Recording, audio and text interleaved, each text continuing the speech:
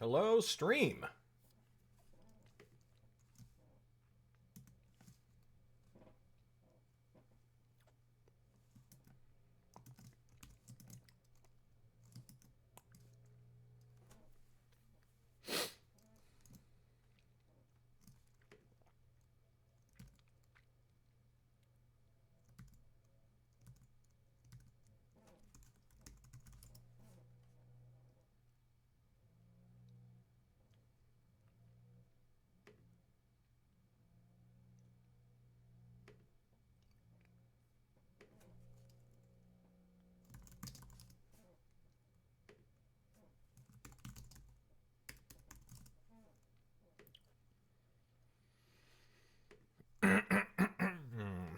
All right, so we didn't get to finish Weremage yesterday because I realized it was dumb of me to say that we were going to finish Weremage yesterday.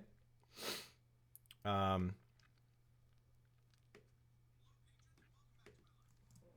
the reason for that is we got, like I said we were going to do, we got the new print copies of the print books. We got the new proof copies in the mail. Hey, what's up, Rhea? Hey, Mather.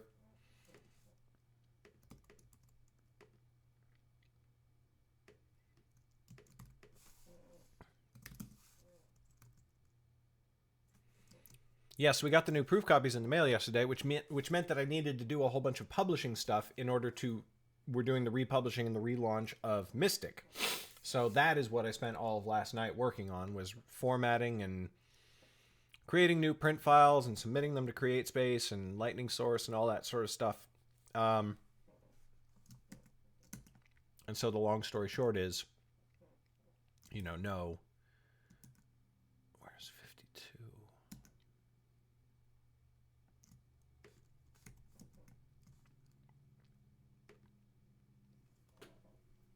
No, we did not finish editing the book last night.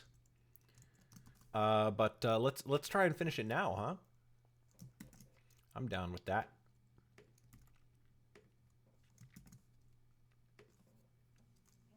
Hey, what's up, Alex?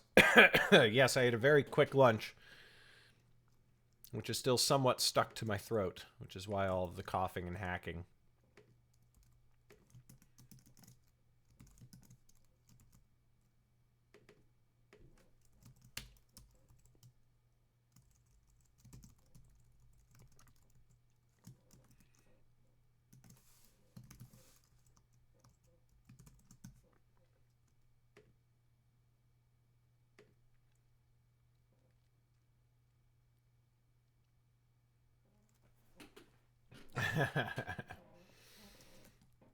Okay, here we go.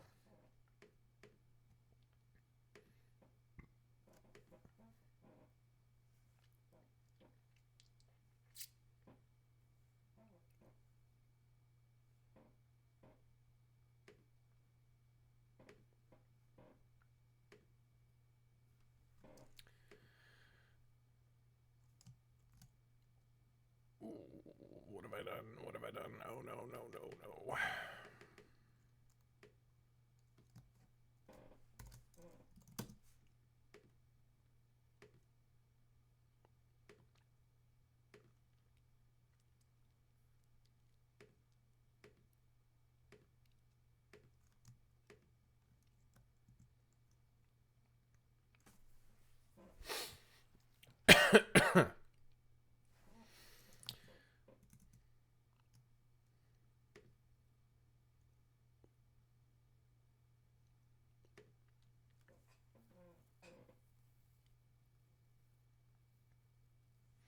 We're on chapter 38. Okay, yes, because the end of chapter 37 was such a...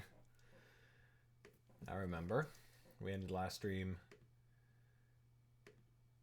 talking about how upset KJ Jones was going to be when she read chapter 37. And she finished this book last night, and it turns out she was upset.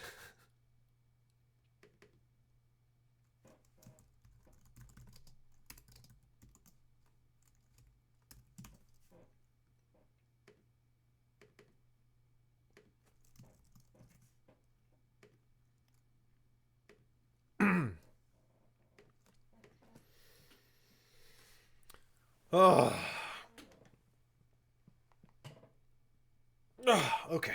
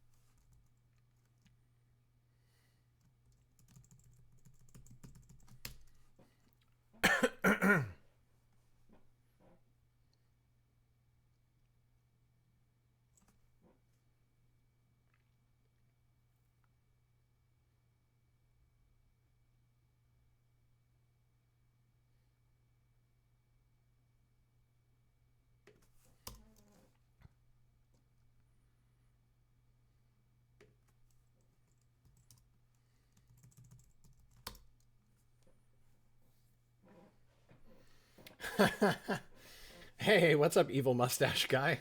Are you new to the stream? Have a free book. I don't recognize your username. If you've been here before, I apologize. Great username, by the way.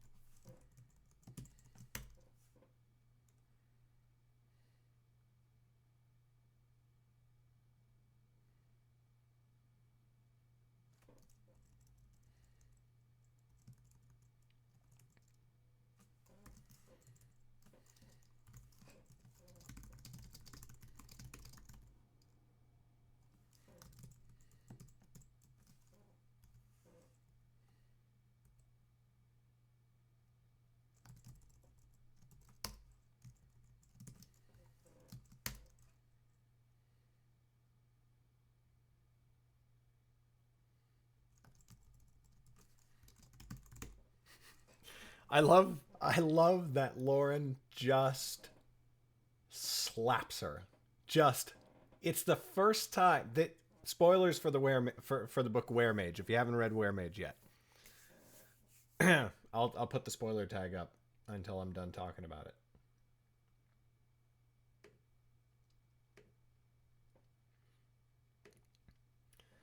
it. This is the first time in all of the Nightblade Epic that Lauren strikes Damaris. It's the first time she hits her. Earlier in the book, she grabs her, hustles her down the hallway, drags her along, kind of pushes her into the wall and everything like this. But this is the first time she's actually physically attacked Damaris, and it's just holding her there and just with no fury or rage, just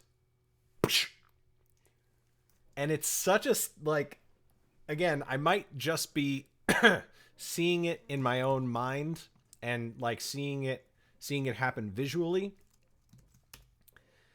but the image of it, the idea of it is just so it's the best thing she could do to just insult Damaris far more than injure her. It's not adding insult to injury. It's all insult, no injury. It's wonderful. All right. Done with the spoiler.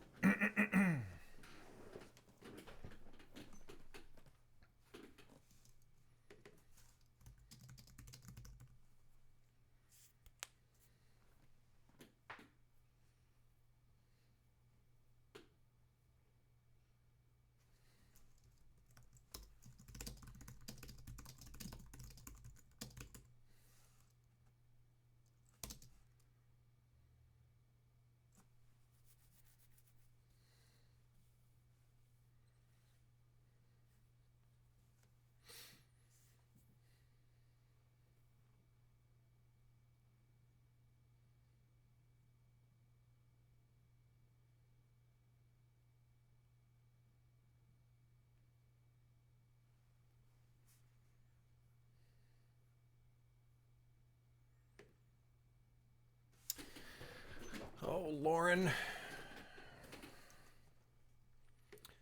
Too smart for your own good, girl.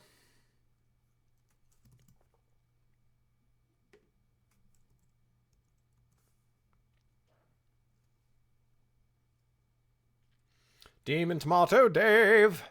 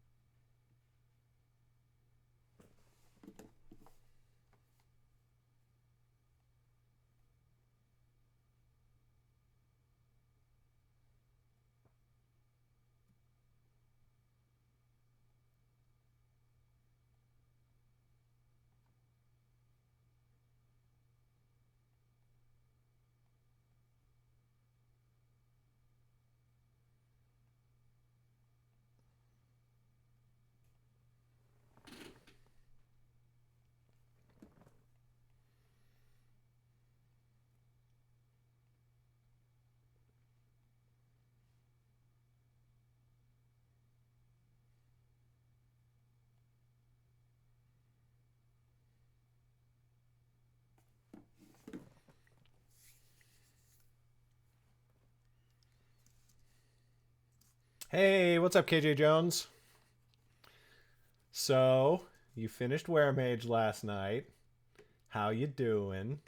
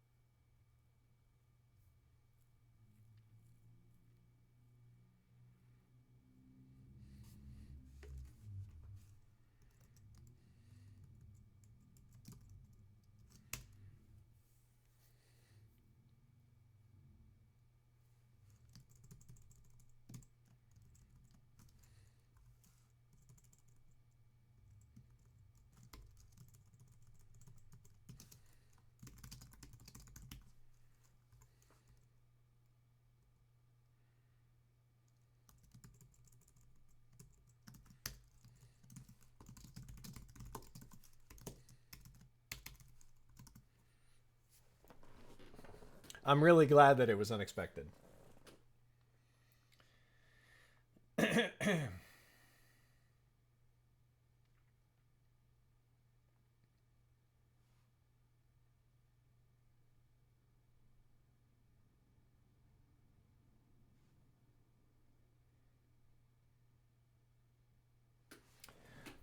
I wouldn't say I don't think that I'm like particularly amazing at like twist endings, and I'm definitely not like obsessed with them. I don't want like twist endings at the end of all my books or whatever. But the end of Weremage is definitely the biggest twist ending that I have come up with so far, and I worked really really hard on it. Oh, it's Mither? Oh, I'm sorry about that. Mither it is. My bad. My beat.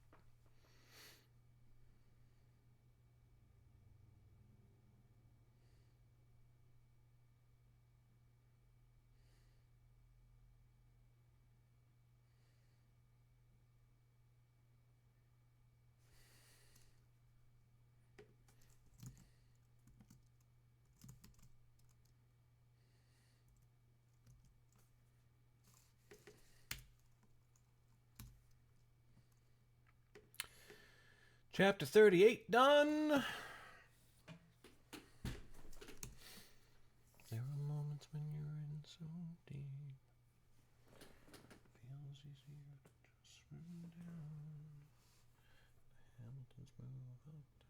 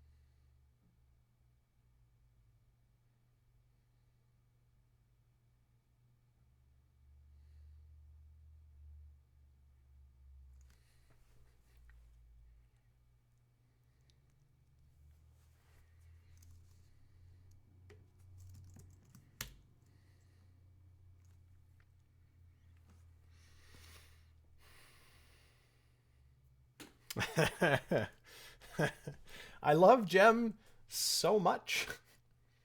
He is so great.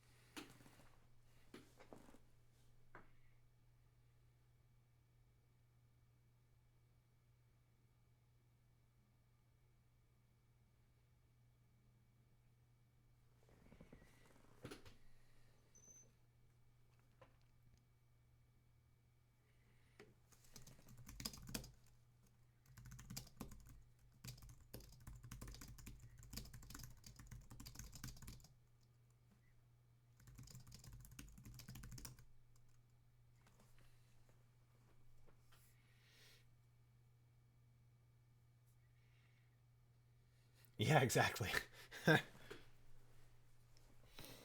That is definitely a thing that happens a lot.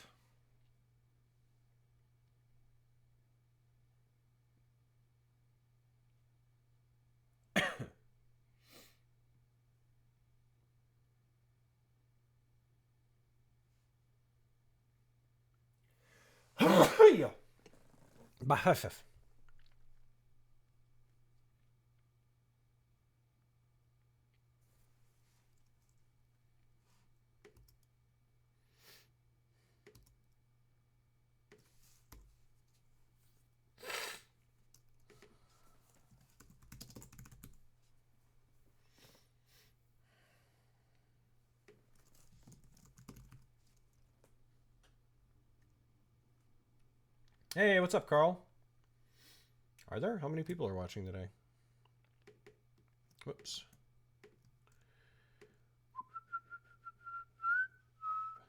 11 viewers. Dang, y'all.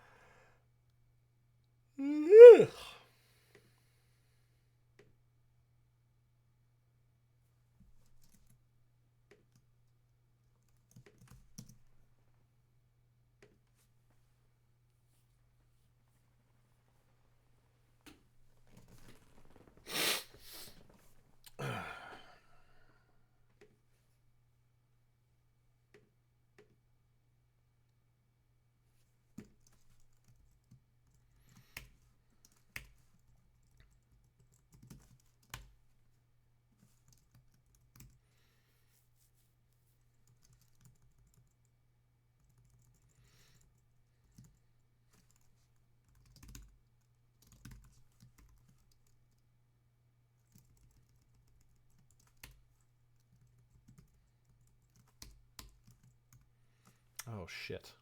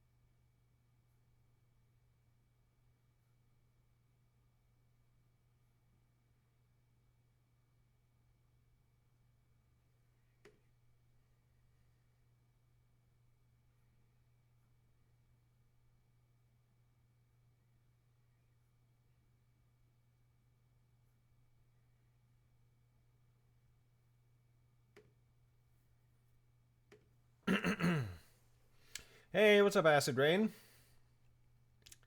My war with words goes all right.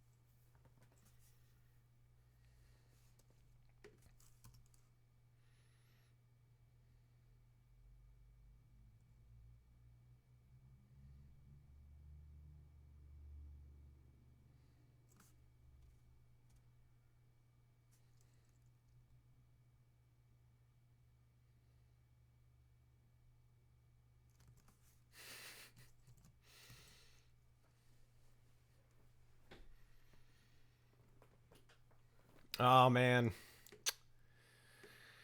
Oh, you're making me long for it. Acid Rain.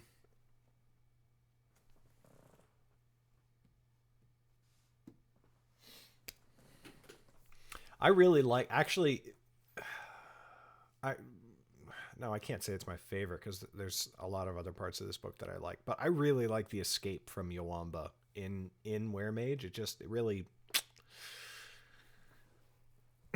really hits a lot of good notes for me.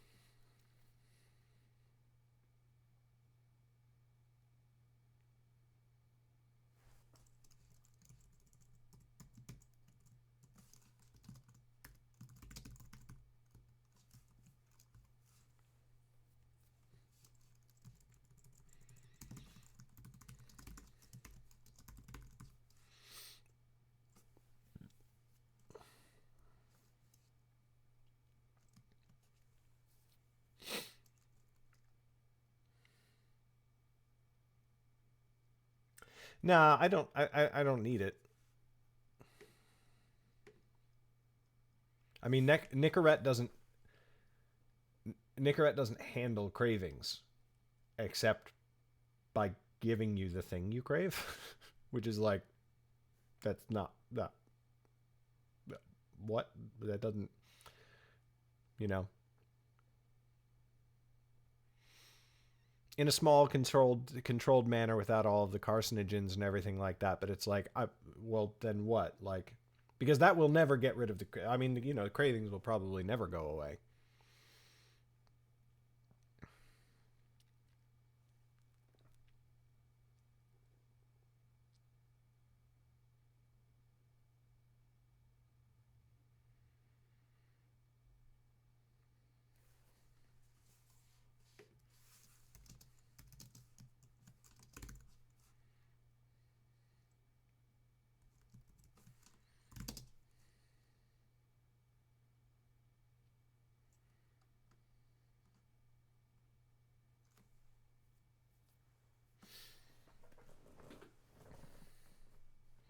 The nicotine doesn't give you the creatives. That's ridiculous.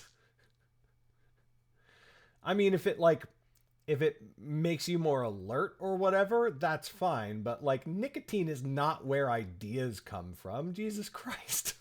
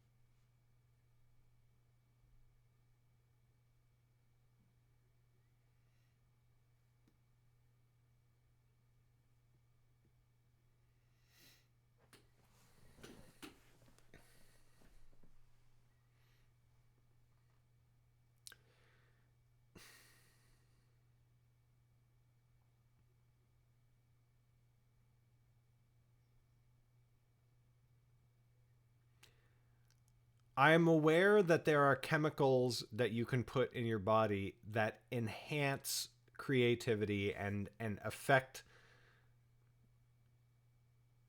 synapses and stuff like that that assist in creativity. But people were creative before smoking and nicotine was a thing. People are creative without ever smoking it in your life. So again, if I wanted to use the chemical to make myself more creative, I would just fucking smoke again, right? But if I have decided that I'm not doing that in my life, then I'm not going to like it's anyway, whatever.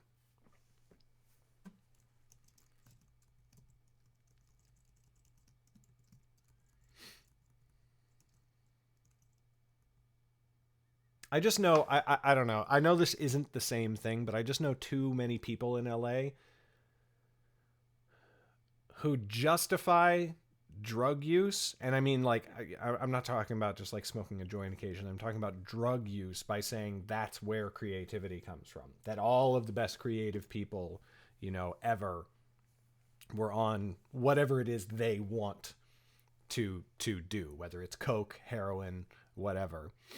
And it's like, well, all of the best creative people in history did heroin. It's like, that is just so inaccurate. And then they have a list of, the famous people, the famous creative people who did do heroin. They're like, what about blah? What about blah? What about blah? And I'm like, okay, what about literally everyone who's not on your list? Because I know you've gone through and have curated a list of everyone you can find.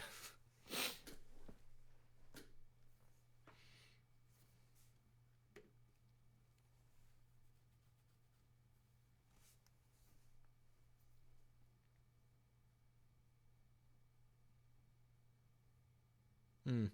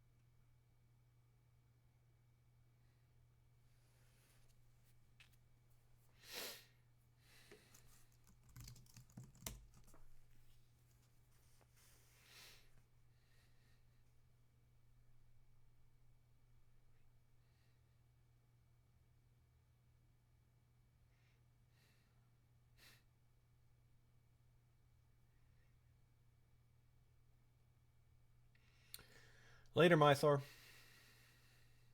Hope I got that right this time.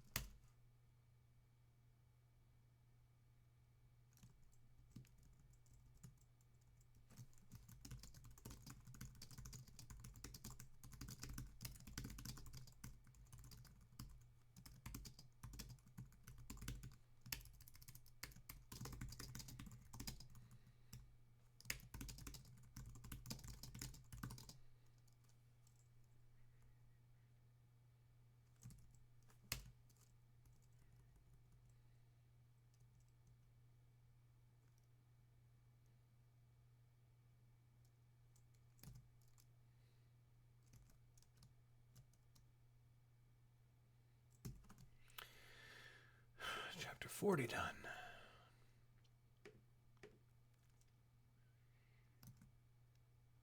Almost there.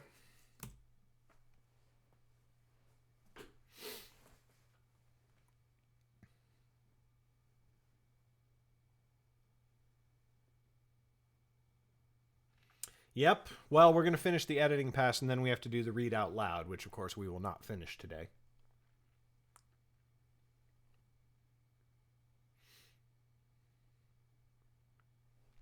I'm excited for them, too, Carl. Honestly, there's some things in the other series that I'm like, fuck, I wish I was writing that.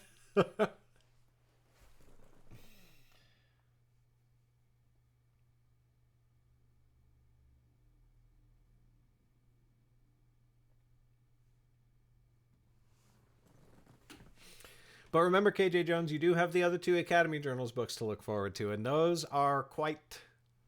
Those have some good stuff. The chapter, what is it, the second to last chapter of the Fire Mage's Vengeance? The actual Fire Mage's Vengeance that the whole book is named after is one of my favorite things I've ever written. I just was like, yes! It's great.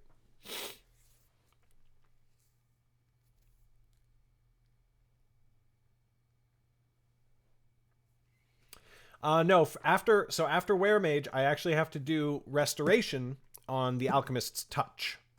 The same process that I've done on all the previous books, where I have to go through and remove the previous editor's work from the Alchemist's Touch.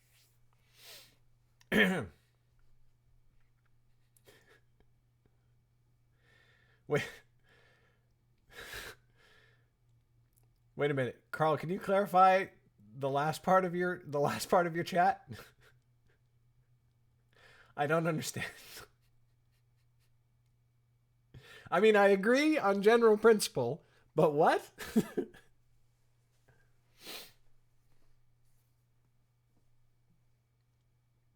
Hey, Kristen, what's up?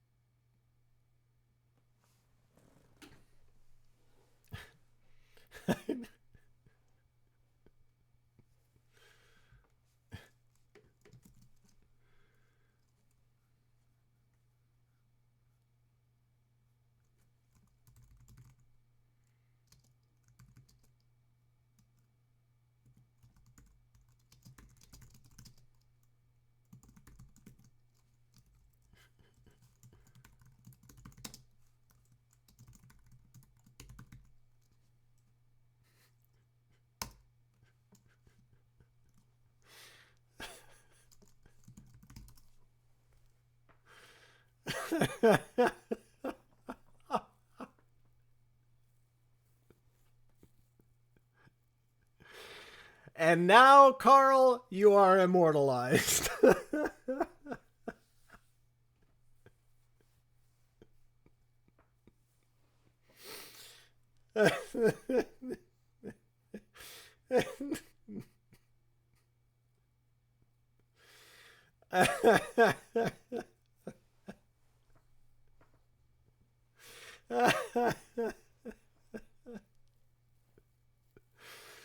That's my favorite command now.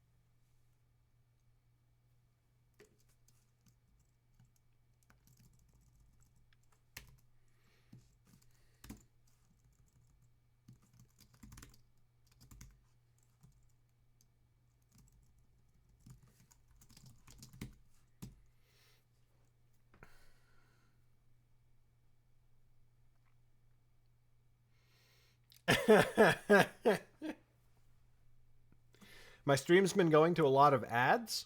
Well, that sucks. If it is going to go to a lot of ads, where's my fucking cut? Twitch.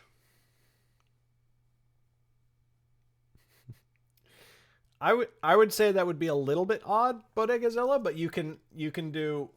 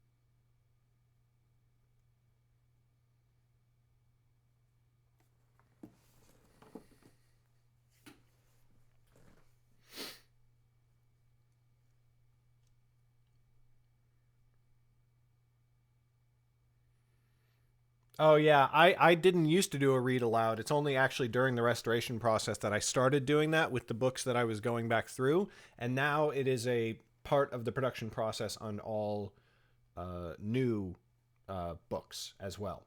So I finish editing, then I read it through, then I send it to the editor, then I get their corrections back. I adjust, I accept or reject all the corrections, and then I read it again, just cause.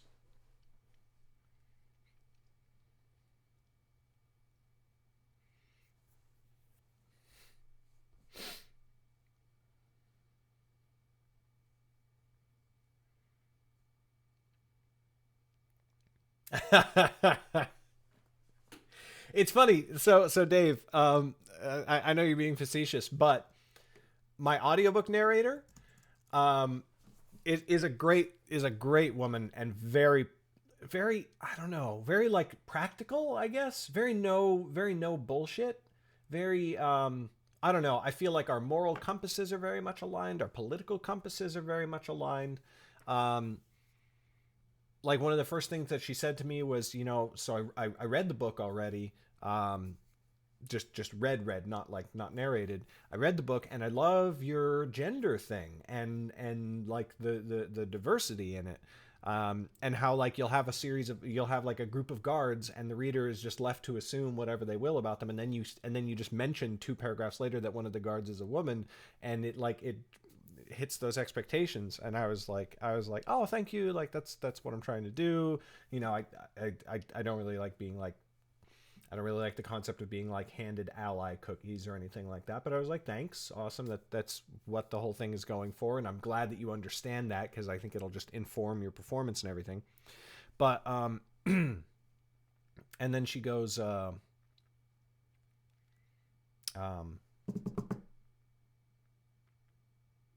and then she was like, now this is fantasy, so like, are you looking for a particular accent? And I was like, are you asking if you should narrate it in a British accent? She's like, yeah, basically. I was like, no, no, thank you. I appreciate it, but and I know that's pretty much the standard for fantasy, but I don't. It's the standard for fantasy. Well, for a variety of reasons, but like a large part of it is Lord of the Rings, and I'm okay with having a fantasy series that just has a neutral American accent.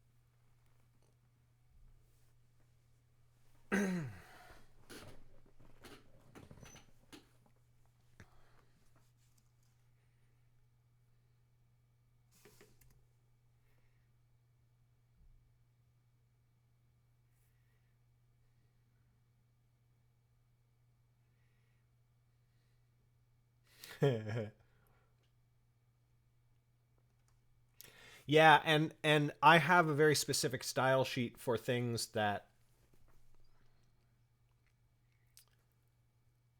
because you see that in fantasy all the time where people write British but don't really, because they're not really like, because they don't really get it. And I fully acknowledge that I don't really, like get everything about it.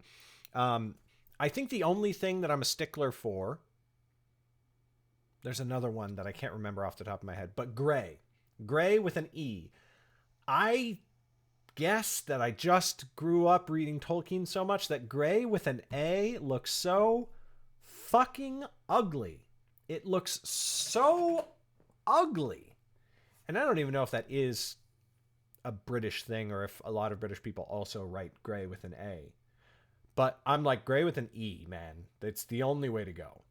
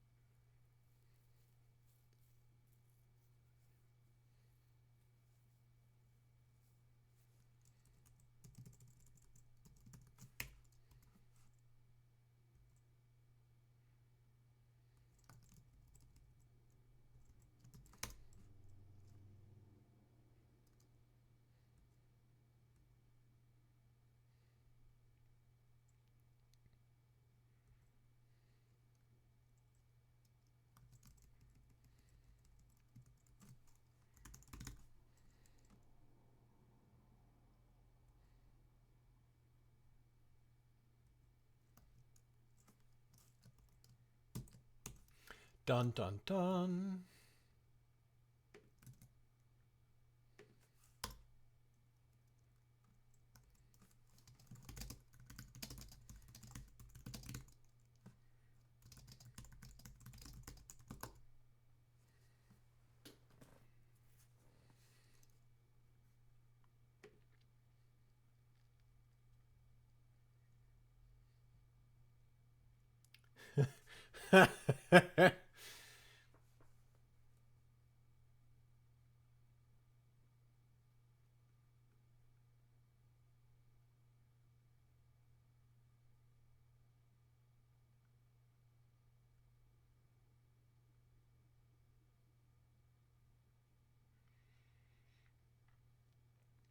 Oh, yay, Carl. I'm glad that performance went well.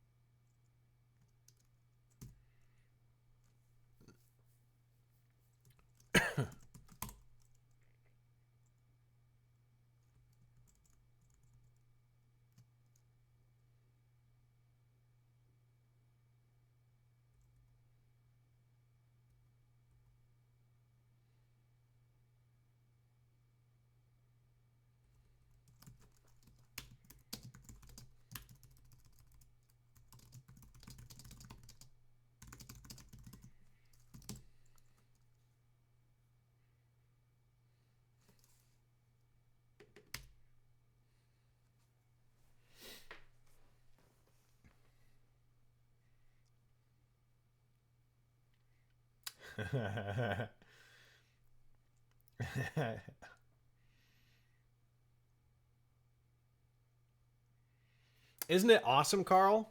I love that book.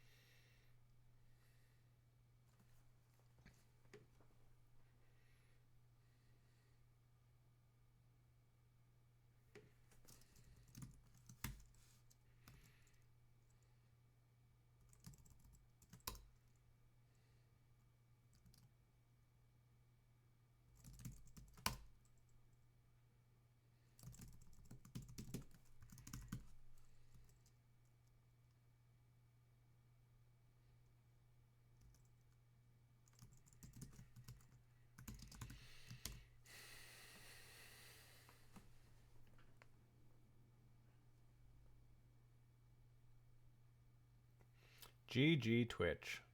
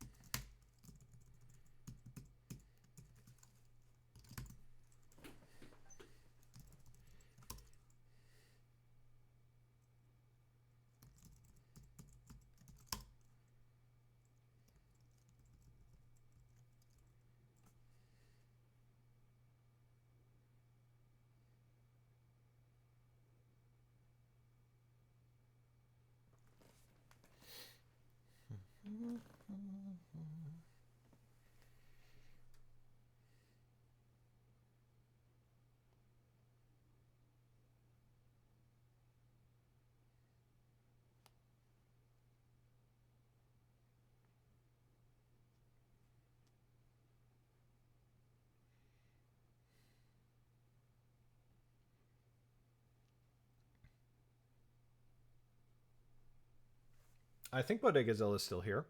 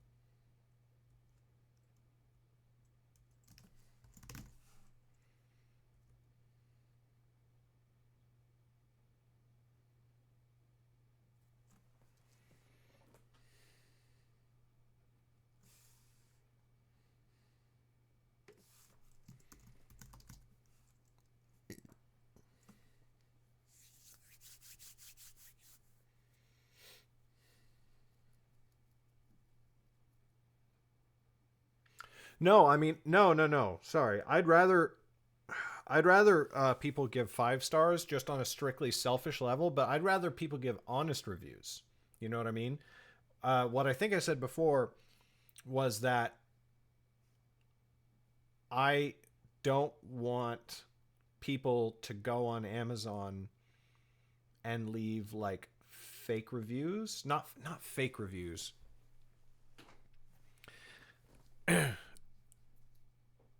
Okay, reviews that are lower than 4 star can be helpful, and here's why. If somebody comes to my book, assuming they don't already know they want it, know they want to buy it, know they want to read it, they are probably going to look at reviews. And they're probably not going to look at 5 star reviews if they want to know. At least I don't. I look at the middling reviews. I look at 4 star reviews because I want to know if people have something, if people like the book but generally have some, but have anything negative to say about it. It's going to be in a 4 star review instead of a 5 star review. And I'll look at the 2 star reviews. I'll glance at the 1 star reviews, but generally 1 star reviews are almost as useless as 5 star reviews. So I'll look at the 4 star reviews, 3 star reviews, 2 star reviews, because then it's like, oh my god, I love this book. It was great. The author, does blah blah thing that I don't really like, but I was able to enjoy the book despite that. And so I know if that thing that they mentioned is a deal breaker, then I won't read the book. But the most important thing is that you leave an honest review that honestly communicates the way that you actually feel about the book. That is what I care about the most.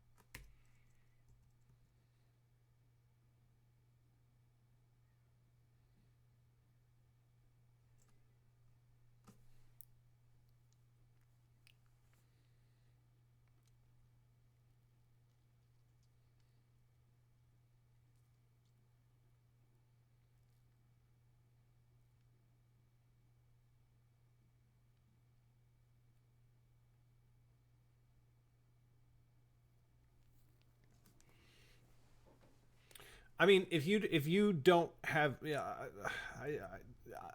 I prefer a 5 star if you don't have anything negative to say about it, because that helps my overall rating, like my rating average on Amazon. But I don't want to tell you what to review. That is actually not cool for me to do that. I'm just going to stop talking about what you should. I can talk about reviews in general, but when I talk about that, I talk about that as an author to other authors, just as advice about reviews. I don't want to advise you about what to review on Amazon. Like, don't, please don't. That's not, it's not something that's actually cool for an author to like tell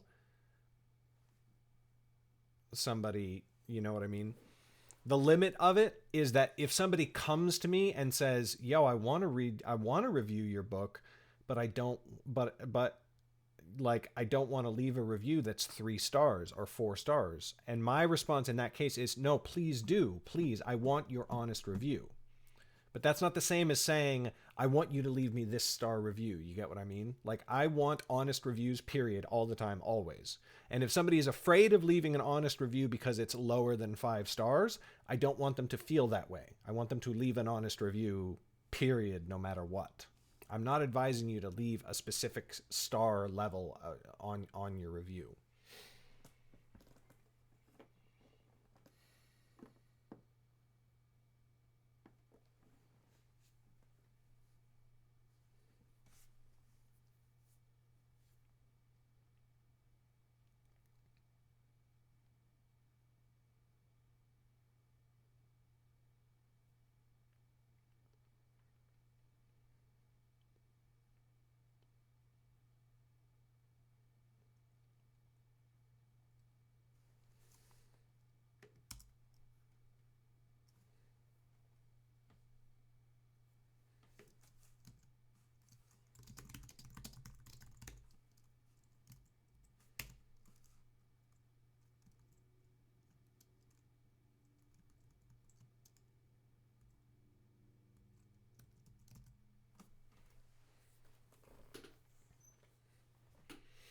Mini Bode.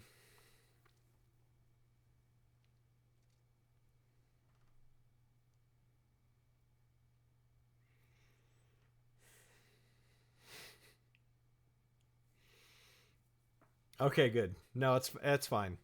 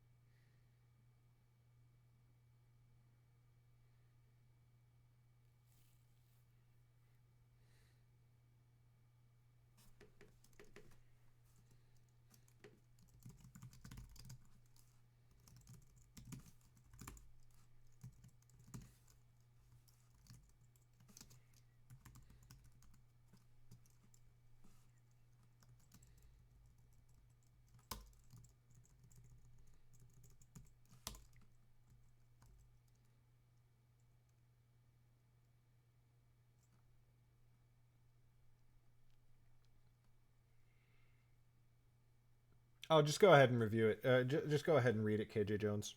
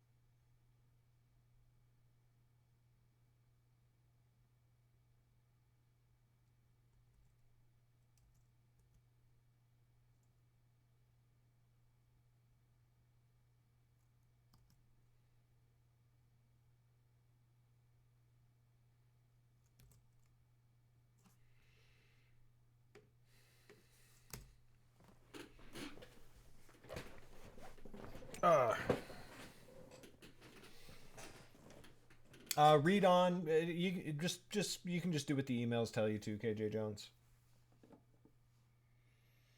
It's all good. The order of it all doesn't particularly matter. Just respond to the email that you got when you've done what the email said.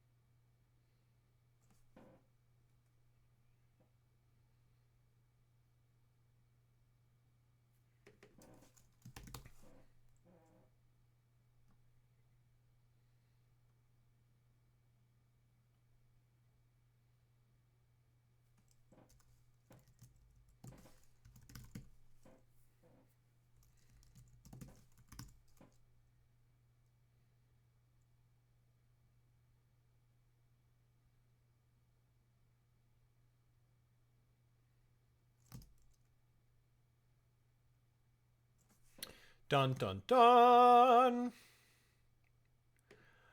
I shoulda done.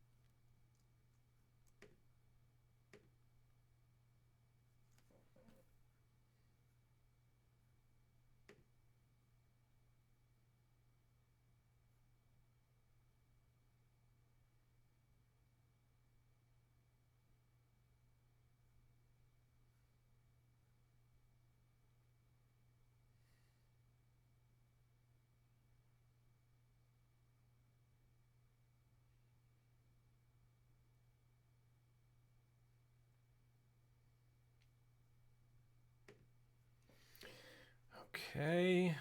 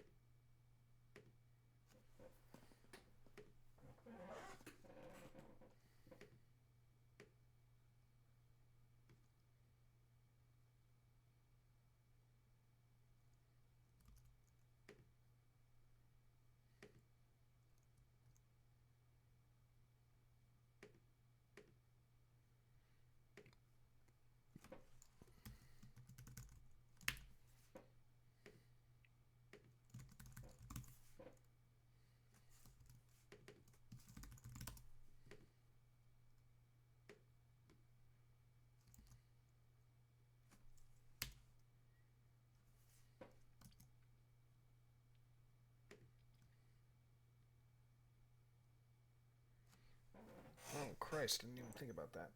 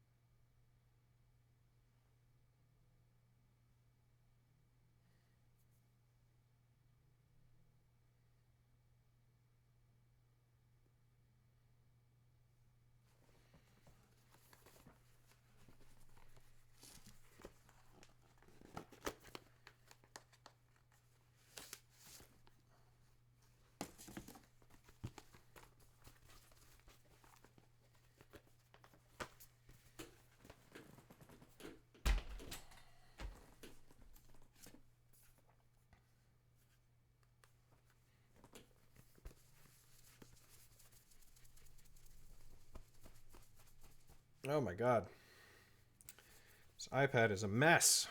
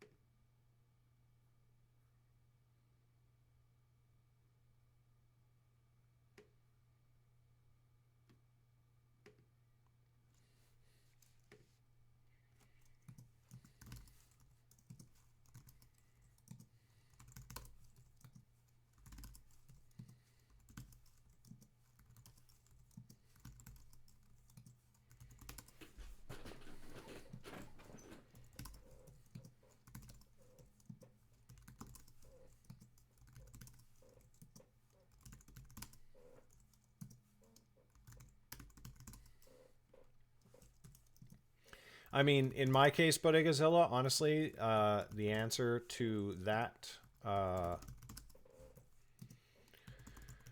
was very honestly that Megan has done most of the childcare in, you know, since we've had kids, which is something that she always wanted to do. We structured pretty much our whole lives so that she could. That's why she ran a daycare in our home and then homeschooled our children when they were old enough to actually begin a homeschool program. And she always took care of other people's kids as an income source, which enabled her to take care of our kids at the same time because that was what she wanted to do. And of course, that also became, for a while, our primary income source, which is what enabled me to build my writing career. So I have never had to figure out how to write and be a productive author while also being the primary caretaker for my kids.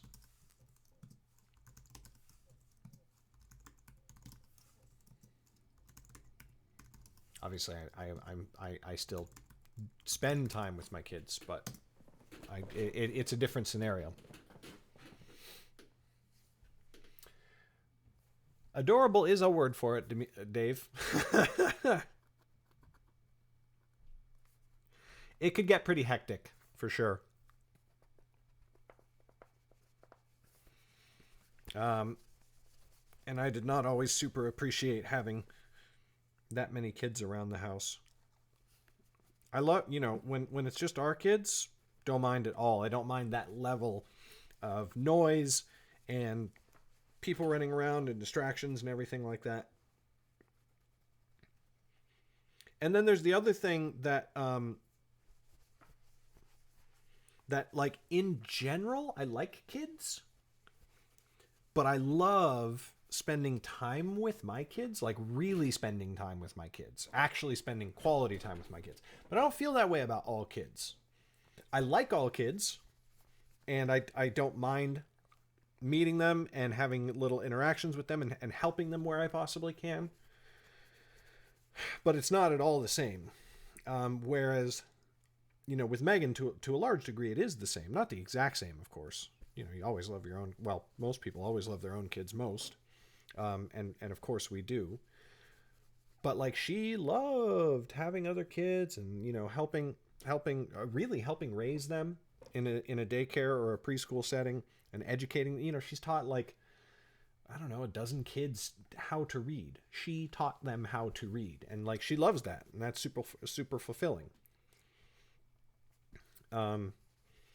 Whereas like I had, I helped teach my kids how to read. I used to read with them every night, and we'd read Green Eggs and Ham until they knew the words, and then we'd read other books and all that sort of stuff. And I love that. And that's super fulfilling to me, but not with other people's kids. So, but it was good.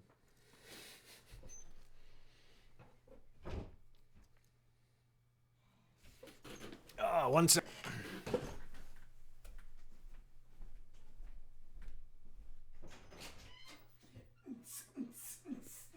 You want to say hi to screen? Sure.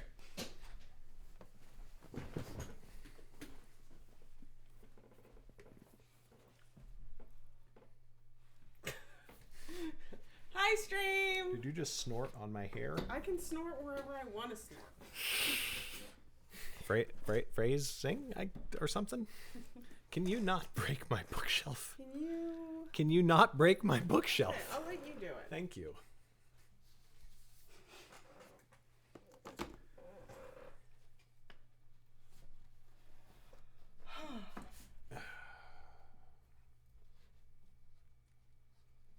How about those new spines, huh? Aren't they great? They're awesome. No, you're awesome. No, you're awesome. Okay. 2 things before I go. Uh-huh. I need you to... Oh, you're going to get Desi? Yeah. Okay. Should I mute the stream, by the way? You're going to be muted. Did anybody say hi to me? Yes. No, nobody said Meg. And suddenly... Suddenly a Megan. Nobody used the command. Oh, Garrett, that's you're cheating. Yeah, well. Hi, Damon Tomato Dave. Demon Tomato Dave. I said that. You said Damon. I said Damon. She watches Vampire Diaries. She got confused. All right, I'm muting you guys for a sec. I'll be right back.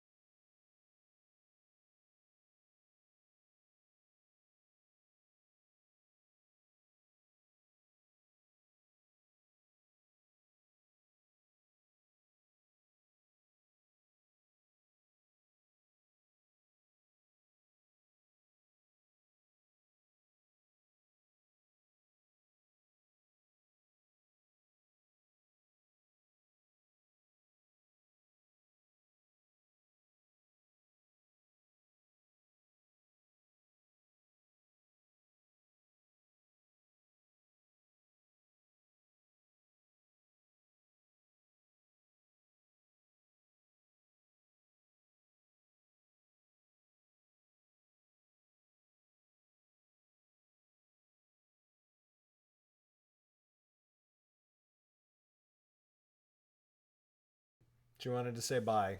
Bye. See, Bodegazilla used the Meg command. Ah, go Bodegazilla. Did we have a Yeti command? Hold on. What? We never had a Yeti command, Bodegazilla. What? Bye, Demon Tomato Dave. Demon Tomato Dave. Demon Tomato Dave. Okay. www.youtube.com/Demon Tomato Dave. I'll show you his YouTube channel theme song later. He's a great YouTuber. I know because I've actually watched you on YouTube. Oh, there you go. There you go. All right. Now I'm off like a herd of turtles. Get out of here. Like a herd of turtles? Like a turd of hurdles.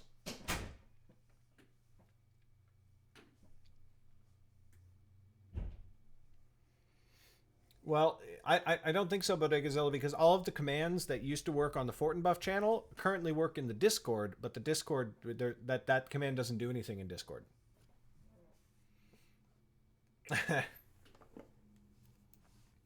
What a coincidence, Dave.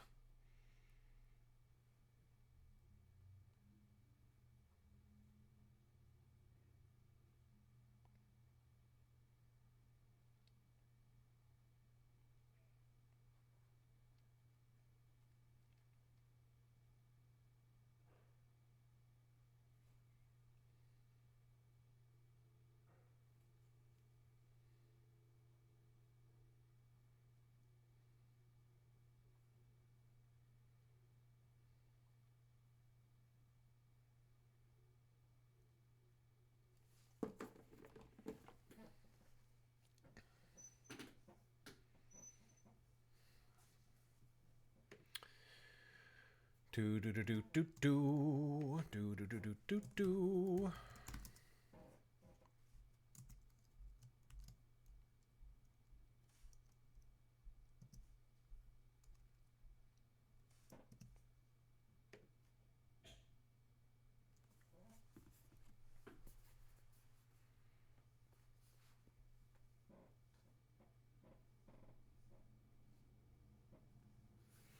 Oh man, I forgot what it was like reading on this big iPad on the original iPad. It's a very pleasurable experience.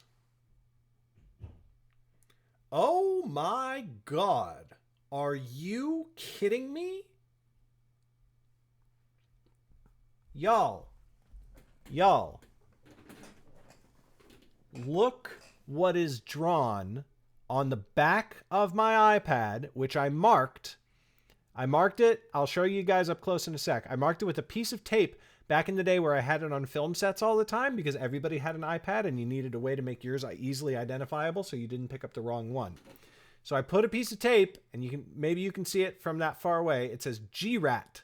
And then I drew something else. Anybody want to take a guess? A wild guess. What I drew.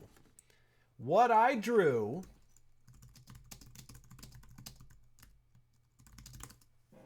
back in 2010 in April, 2.5 years before I started writing the Underrealm books. Yup, Alex got it. It's the Mystic symbol. Right there. Look at that. And for years, I had it in a case that covered the whole thing. So I didn't even know that was fucking there.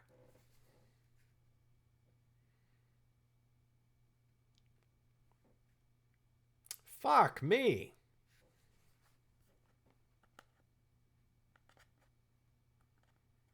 Wow, that is on there. I've had that symbol in my mind almost as long as I can remember, Dave. That symbol has existed as a thing in my head since I was tiny little person.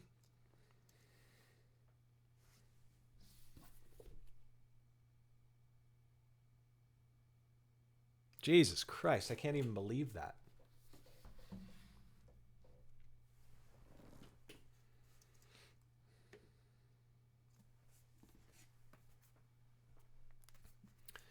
does need a shirt. I don't know. We have not sold any Underrealm merchandise ever. Now we don't have an Underrealm t-shirt, so maybe that would change if we did. But I don't know that a red shirt with the Mystic symbol on it. I mean, I guess it doesn't cost anything to make one, so I could just make it and see. But I don't know. I'm a little bit hesitant. Although if I was going to make one, Mystic would be the perfect time to do that. The release of Mystic.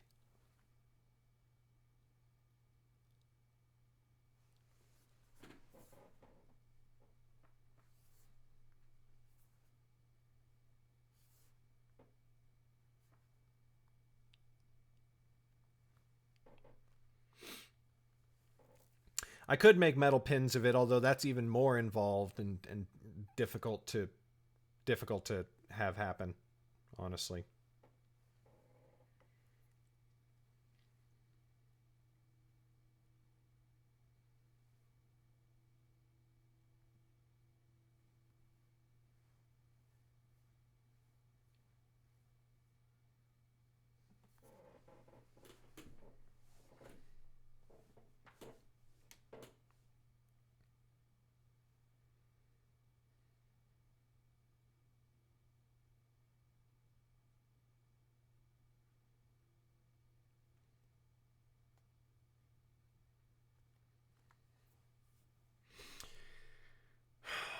That's one thing.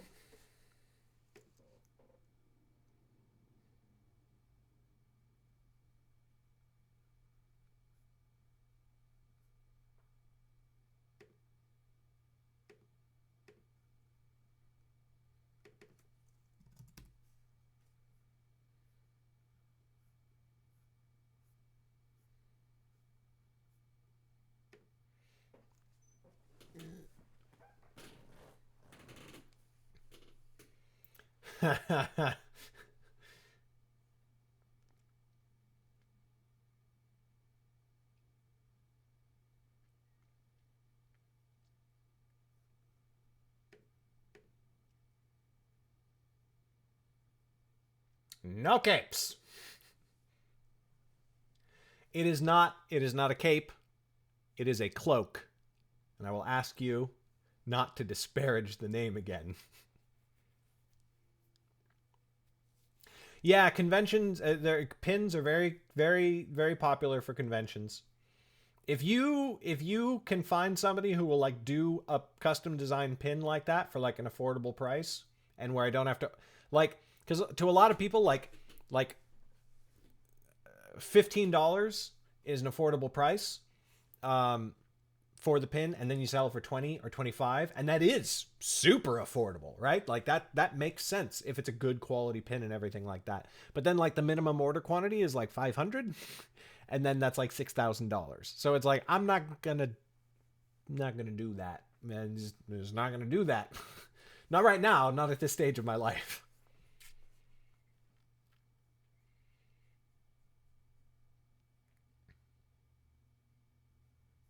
Yeah, no one wears cloaks. That's true. Yeah, 100.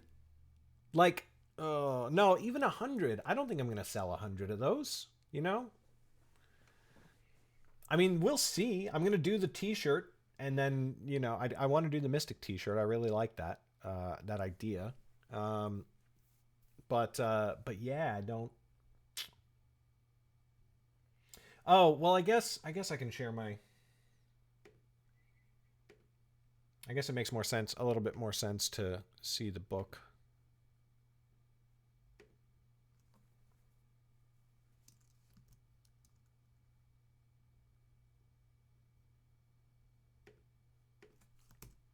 Because I'm going to be reading it now. Weremage, Gary Robinson, copyright 2017 by Legacy Books, all rights reserved. This is a work of fiction. Any resemblance to actual persons, living or dead, businesses, events, or locales is purely coincidental. Reproduction in whole or part of this publication without express written consent is strictly prohibited. Books of Underrealm by Gary Robinson. See all novels in the world of Underrealm. Visit underrealm.net/books. The Nightblade Epic, Nightblade Mystic, Yaren, Shadeborn, Weremage, Yaren. Nightblade Mystic, Darkfire, Shadeborn, Weremage Yarn. The Academy Journals, The Alchemist's Touch, The Mind Mage's Wrath, The Fire Mage's Vengeance. Chronological order, Nightblade, Mystic, Darkfire, Shadeborn, The Alchemist's Touch, The Mind Mage's Wrath, Weremage, The Fire Mage's Vengeance, Yaren. To my family who make everything I do better, to Johnny, Sean, and Dave who told me to ride into my rebel suit, don't forget why you left the woods. Chapter 1. The door to their chambers opened easily. Okay, so we're into it now.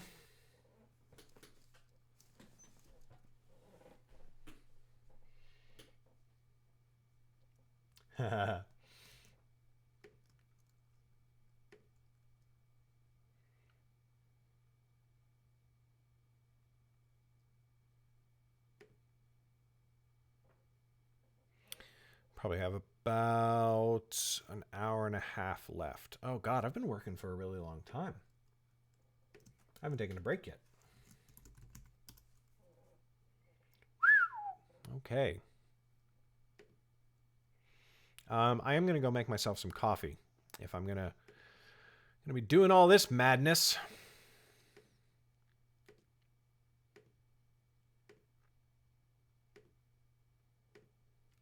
We're gonna make coffee, short break, maybe just grab a tiny little snack, and then we're gonna try and get through the first 10 chapters today.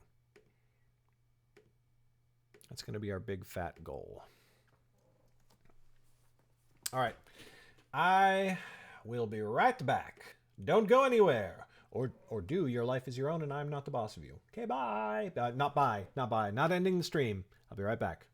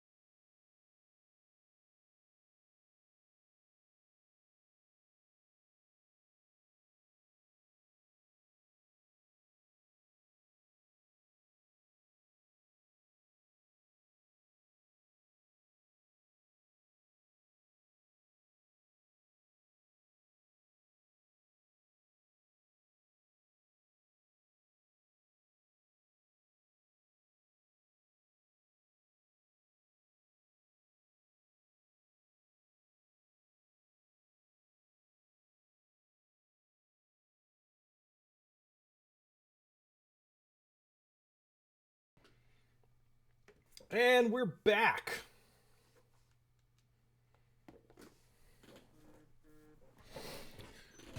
Oh, all right. Starting the read-through of Weremage. Chapter 1. The door to their chambers opened easily under Lauren's hand, and in the creaking of the hinges there were no echoes of the battle cries and bloodshed that still haunted her thoughts. Cool air brushed her face as the room was revealed to her, and she sighed. The sense of the High King's seat came rushing through the door, the heady salt of the great bay and the acrid smoke of the city's 10,000 hearths. She closed her eyes and drank them in. Brushed and rushing. Lauren? Chet's hand on her arm brought her back to herself. She glanced over her shoulder at him. I'm sorry. It feels a lifetime since last we were here, a span of months, not days. I feel the same. I'm not doing voices, Bodegazelle. It's not happening. I've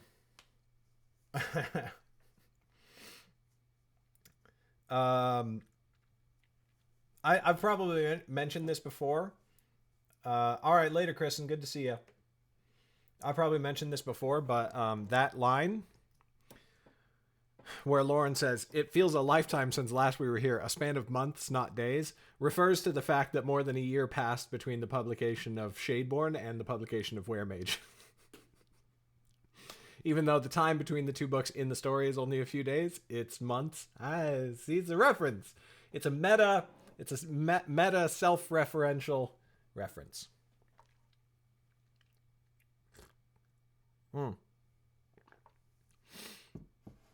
I feel the same, he said quietly, but now that we are here, might we not go inside rather than standing in the hall without purpose? She chuckled and took his hand to draw him in after her. Inside, they removed their cloaks and hung them on hooks beside the door. To the left were the doors... too many doors.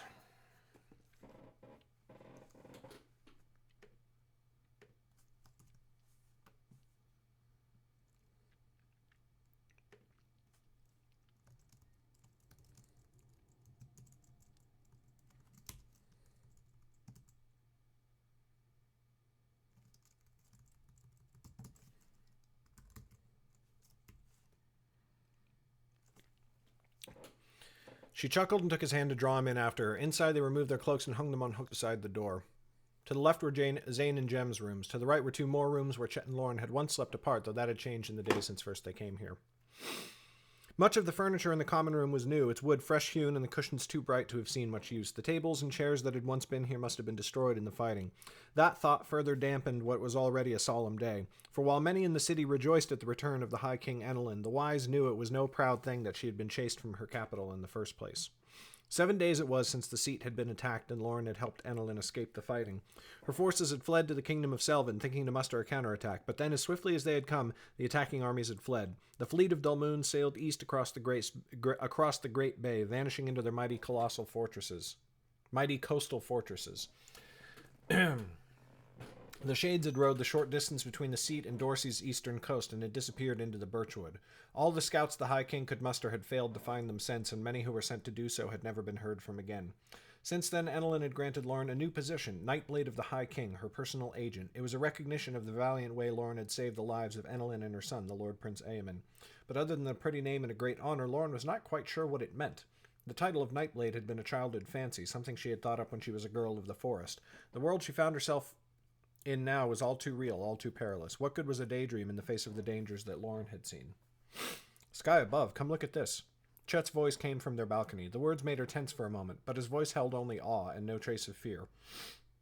She entered their room, briefly noting the new bedclothes before she passed through it to the balcony. He stood leaning out into the open air, wiry arms spread as they gripped the railing. They were mayhap 30 paces high and had an excellent view northwest across the sea. The sun was still rising in the east, for the day was young, and the youthful warmth of its shine turned the winter air bracing rather than chilling. The city's smell... Is it really winter? I guess it is. The city's smell struck her again, stronger than before, and she smiled without thinking. What? Said Lauren. What is it? All of it, said Chet. Look at it. Look at them. He pointed. There, far below, she saw figures scurrying through the streets. A multitude of colors could be found. The red cloaks of mystics, the russet armor of constables. Russet? Is russet correct?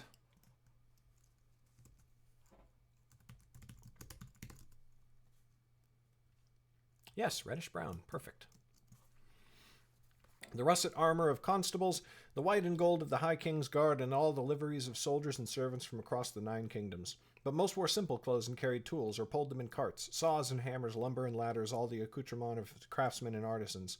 They looked like a colony of ants from this high up, running frantically about in the chaos of a careless step that had crushed their hill. But their scurrying had a purpose. Their home had been destroyed, and they meant to rebuild it. It seemed so simple when Annalyn called for them, said Lauren quietly. I know that it was not, but it seemed so. And just look how many of them have come to obey her. My father always said he would never take the High King's power, not for anything in the world, said Chet. How frightening it must be to hold such influence that your slightest whim can move an entire kingdom to action. Lauren nodded as if in agreement, but in her mind she felt her thoughts turning in another direction. Yes, the great and mighty could do much with a simple command, the High King Annalyn and the Lord Prince Aemon and even Anwar, the King of Selvin. Yet who now walked in the halls of those mighty figures? Lauren of the family Nelda, the High King's Nightblade. The thought should have been terrifying, and she supposed it was to a degree, but she could not deny that it excited her. That too had been part of the dream of the Nightblade. Her hand brushed her dagger, which she now wore inside the waist of her trousers, covering the hilt with her green vest. It was as though a shadow had been cast over the bright and beautiful day.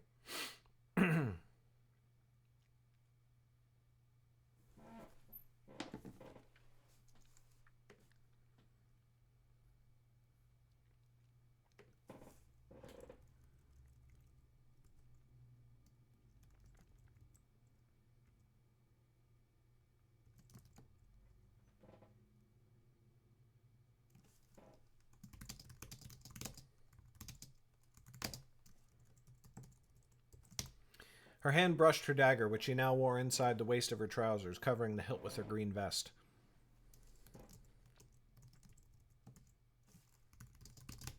The feel of it on her skin cast a shadow over the bright and beautiful day.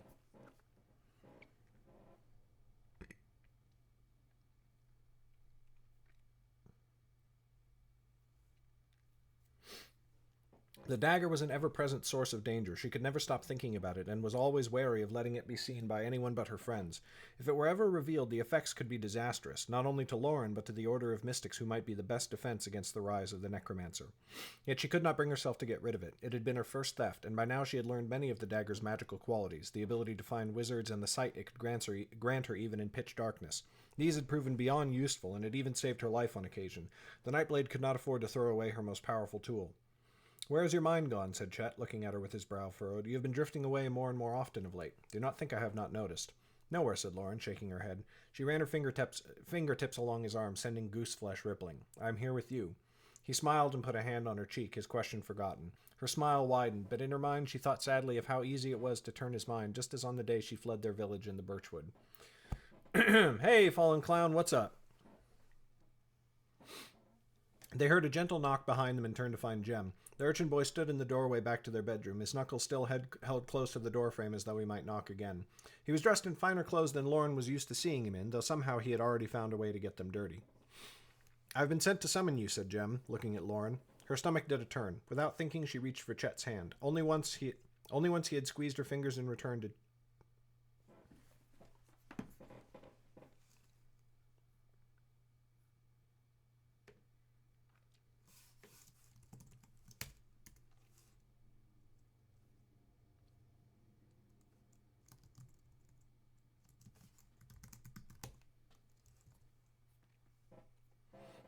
Her stomach did a somersault. Without thinking, she reached for Chet's hand. Only once he had squeezed her fingers did she glance at him, earning a smile that should have encouraged her, but she could see a lingering sorrow behind it.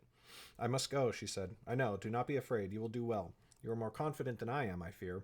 I have followed you for enough leagues to know it. He stepped before her and kissed her lightly. And what is more, I call anyone who doubts you a fool. Jem cleared his throat a bit more loudly than he needed to. Yes, well and good, said the boy, yet the council requires her presence. Lauren gave Chet's hand one last squeeze before brushing past him and into their chambers. She rushed through the common room, but Chet's voice stopped her again halfway through the door. Stop. She turned, steeling herself for him to ask her not to go. He did not want her to, and she knew it. But he only came forwards and reached past her to the hook on the wall. He brought down her fine black cloak from where she had hung it, and with gentle fingers clasped it at her throat. The Nightblade must be the Nightblade after all, he murmured. Thank you, she said, kissing him again, and this time it was not gentle. Sky above, the council! Oh, still your tongue, Jem, said Lauren, rushing past the boy and into the hall. Jem scowled. Why should I, when the two of you never do the same? Chapter 2. Oh, Jem. You irascible little boy. Only once before had Lauren been to the High King's council room, but she remembered the way. Therefore she did not let Jem guide her like some page, but quickened her pace so that he had to trot to keep up, though he kept up an air of long-suffering dignity. "Who else will be there?" said Lauren. "I do not know," said Jem. "They did not summon me into the room, but sent someone out to tell me to fetch you. It is like when messengers ride day and night relaying a letter from one to the next, except a bit more ridiculous since it all takes place in one small palace." Lauren shook her head. Only Jem had a high enough opinion of himself that he could think of the High King's palace as small. "Did you see Zane at all?" "No," said Jem. "In fact, I have not seen him since we came off the ship." Oh. Café. They paused outside the council room. One of the High King's guards stood there, resplendent in her armor. She looked down at Jem with vague disdain. The boy stuck out his tongue at her. Lauren put a hand on his shoulder. "Thank you, Jem. Now be off." His eyes widened like a dog whose master was displeased with it. "Might I not wait here, ready in case you should need me?" "I do not think I shall," said Lauren, "and you will likely grow bored to death, for this may take some time." Jem's shoulders slumped. "Very well, then. You may find me in your chambers if you need me." She watched him go until he turned the corner. Then, carefully avoiding the eyes of the guard, she entered the room as quietly as she could. The High King Enelin's council chamber was much like the woman herself, restrained, imposing, but not without warmth. There were some chairs around the walls, for retainers, Lauren supposed, though she had yet to see anyone sit in them. The main focus of the room, of course, was the table in its center, but that table was nowhere near so large as might have been expected. Rather than feeling ornamental, it gave the place an air of wartime preparation, and that air was particularly appropriate now, with all of Underrealm embroiled in conflict. At the head of the table sat Enelin herself, propped up with one elbow on the arm of her chair, her chin resting on her fist. To her right sat the Lord Prince Eamon, scratching at his short, well-trimmed beard, and beside Eamon was Zane, much to Lauren's relief. The wizard was often bitter and always sarcastic, but he was still the closest friend she had in this room. But to Enelin's left sat a woman Lauren did not recognize, short, fat, and clearly old, for her hair was silver and her face bore many wrinkles. Something about her seemed similar to the High King, the sharp eyes and the severe twist to her mouth, though hers held something more of a smirk than Enelin's did. On her shoulders was draped the red cloak of a mystic. That should probably be its own paragraph.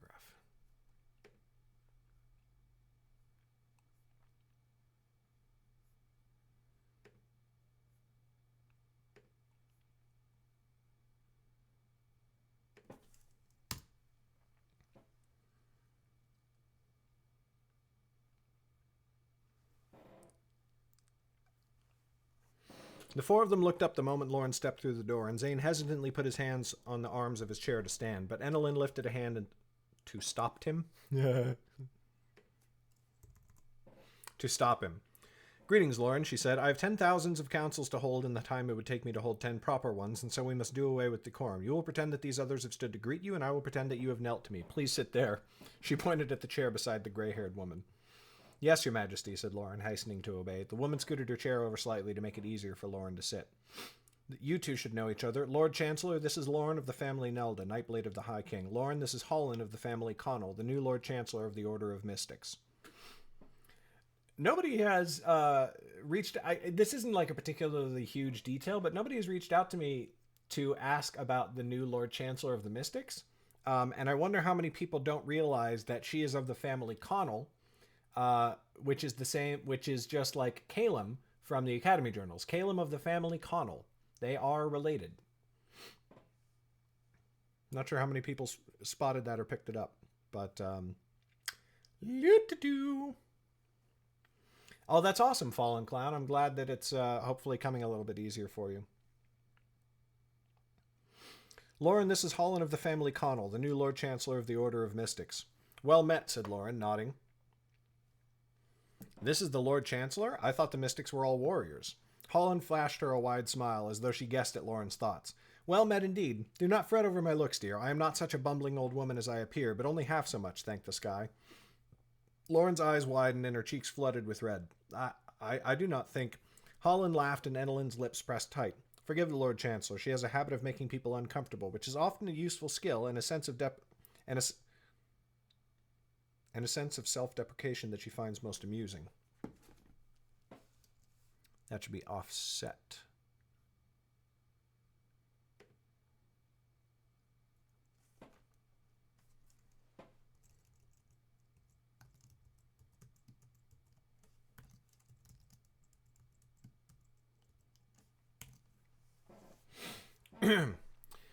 Forgive the Lord Chancellor. She has a habit of making people uncomfortable, which is often a useful skill, as well as a sense.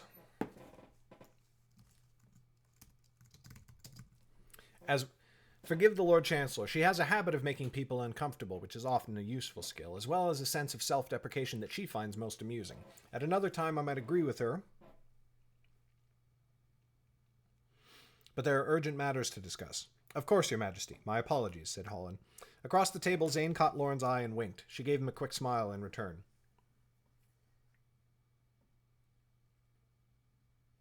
I actually haven't established the exact relationship. She's not his aunt. She's definitely not his mother or grandmother or anything like that. There's something a little bit more distant, but that will be... I don't know their exact relationship, but I do know how we're going to explore it in the next Academy Journals trilogy, and what it's gonna be good. It's gonna be some good things to happen in there. She's probably going to be a great aunt, I think. Just off the top of my head. Lauren, we three have spoken about you already, and I've come to a decision, said Annalyn. Lauren did not much like the sound of that. I know that the politics of the Nine Kingdoms are not familiar to you, but I cannot take the time to explain them in detail. Suffice it to say that while we balance on the brink of open war, we have not yet fallen into it. And now every effort must be to keep that from happening.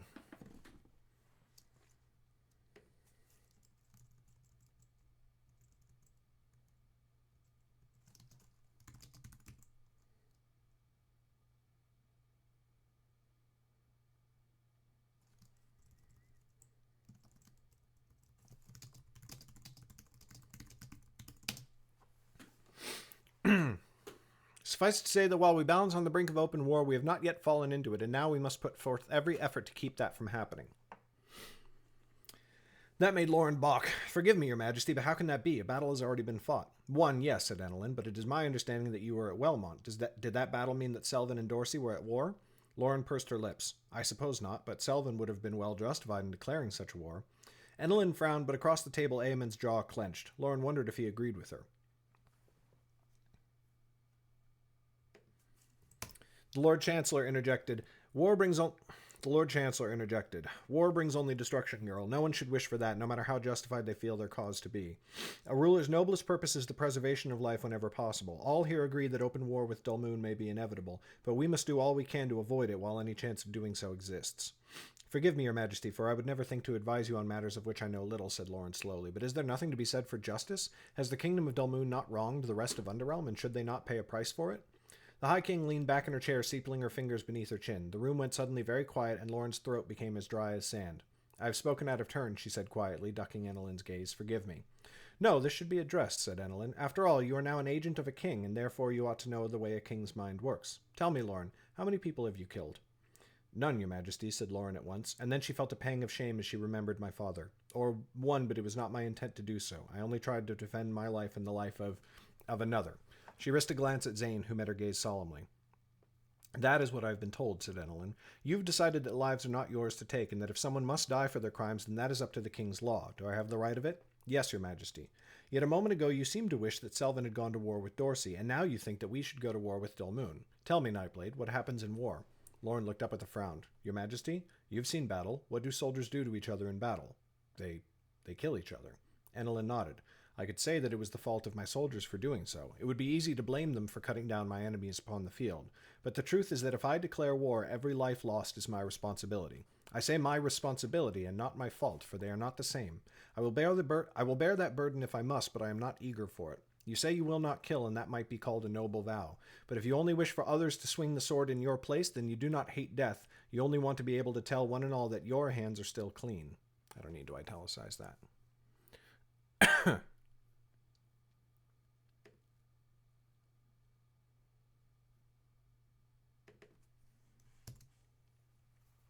And that is not so noble a purpose. Lauren wished that she could vanish from sight. None of the others at the table would look at the battle. At the table. That's why we do this.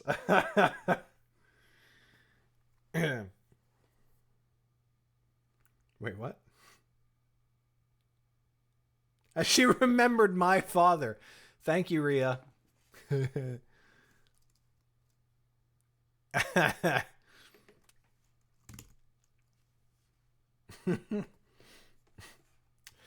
Yeah, Lauren remembered my dad. My dad, the dad of the author of this book that you're reading right now.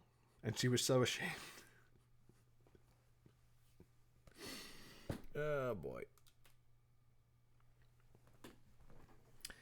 All right.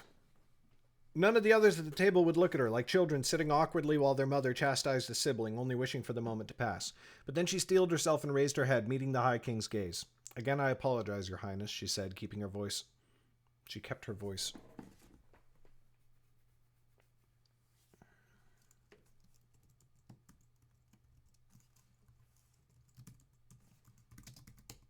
She kept her tone measured but earnest.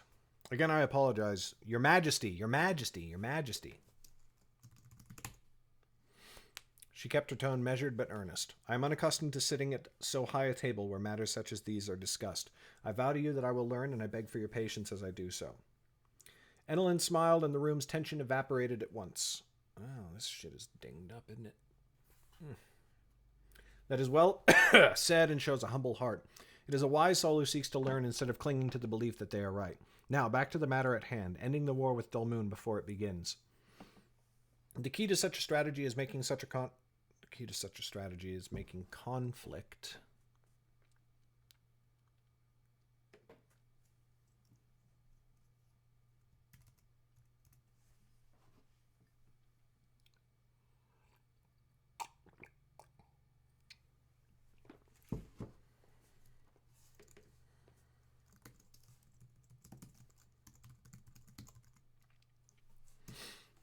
The key to such a strategy is making war appear not only undesirable, but hopeless, said Eamon. That could divide Dulmoon and turn the nobility against their king.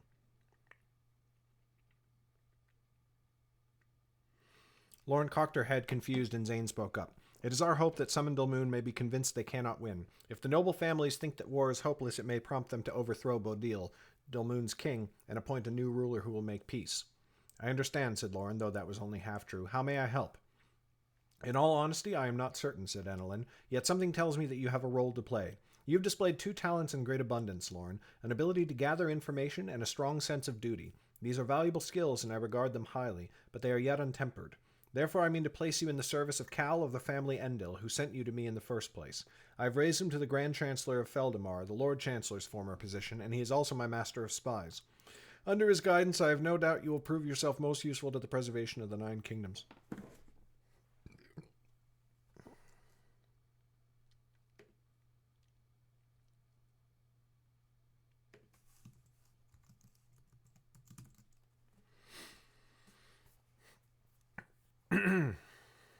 Lauren's heart skipped a beat. Almost she blurted, "You were sending me away?" She looked to Zane.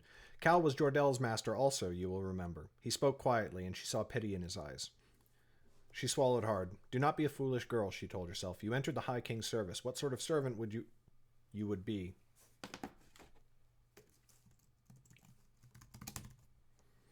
What sort of servant would you be if you disobeyed her command? So she stilled her hands on the table and turned to Enelin. Very well, Your Majesty, she said. I serve at your command. 2 paragraphs in a row, ending with the word command in relatively short paragraphs. From the corner of her eye, she saw Holland give an approving smile while the Lord Prince nodded. Excellent, said Enelin. I ask only that you obey Cal's instructions and learn from him what you can.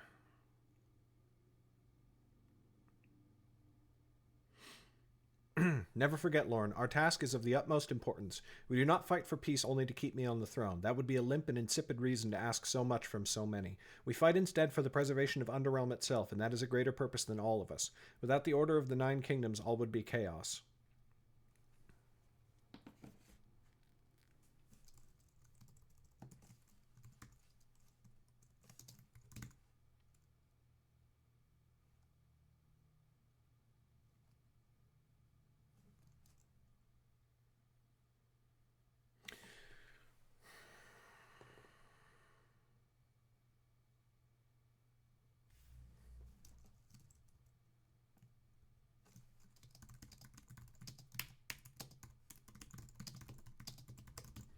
We fight instead for the preservation of Underrealm itself, and that is a greater purpose than any one person's simple ambition.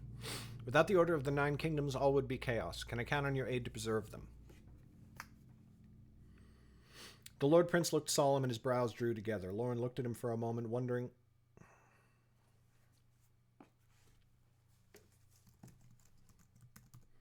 Lauren gazed at him for a moment, wondering what must be going on inside his mind. He, the presumptive heir to the throne, and not all that much older than she was. You can, your majesty, said Lauren, and you, your highness. Presumptive heir.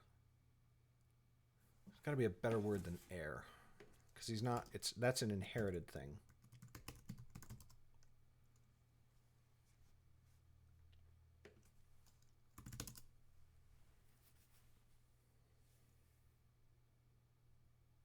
Successor. Perfect.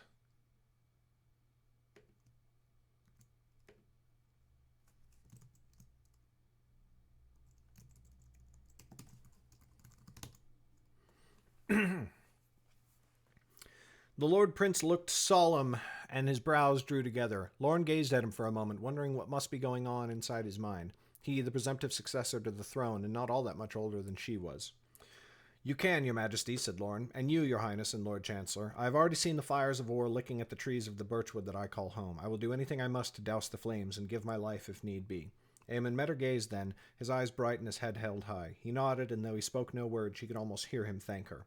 Well spoken, said Annalyn, though I pray it does not come to that, and I hope you will not throw your life away needlessly. Serve Cal as best you know how, and I will consider your duty fulfilled. Arrangements will soon be made for you to go to him in the stronghold of Ammon, where he resides. Ammon? Said Lauren quickly. Yes, said Annalyn, Jordel's home. Lauren's breath caught in her throat. Jordel had meant to bring her to Ammon, her and Janice and Annis all, before he had fallen in the Great Rocks. But moreover, Annis was there, and Lauren's heart leapt at the thought of seeing her friend again. Now we must discuss something more somber, said Annalyn. She looked to Zane. The wizard cleared his throat and sat up, folding his hands on the table before him. Lauren had felt a sense of warning before, and that had faded, but it redoubled now. Whatever decision Annalyn had come to, this was the heart of it. I cannot travel with you any longer, said Zane. The room fell to silence, except that at the edge of hearing, Lauren thought she heard a high whine, like a gnat buzzing in her ear. The whine was soon replaced by her own pulse, thundering...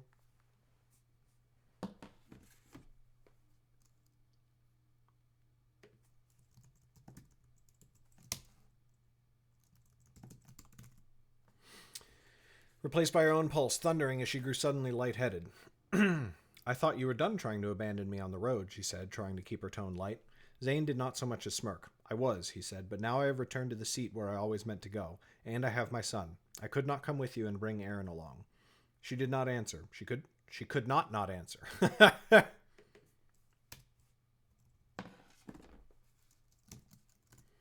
She did not answer. She could not answer. Of course not, and I know you would not ask it. And you know I would not ask it.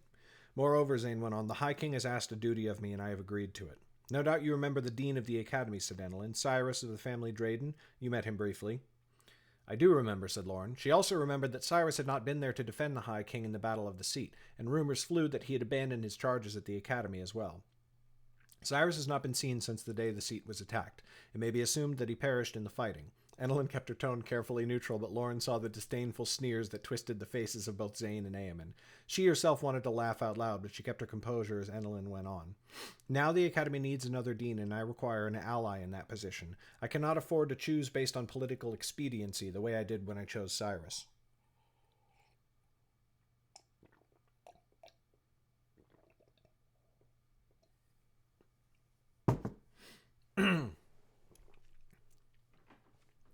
You mean that it would be foolish to appoint another Drayden, said Aemon lightly. This is a small council, your majesty, and all upon it are trustworthy. You may speak freely, I think.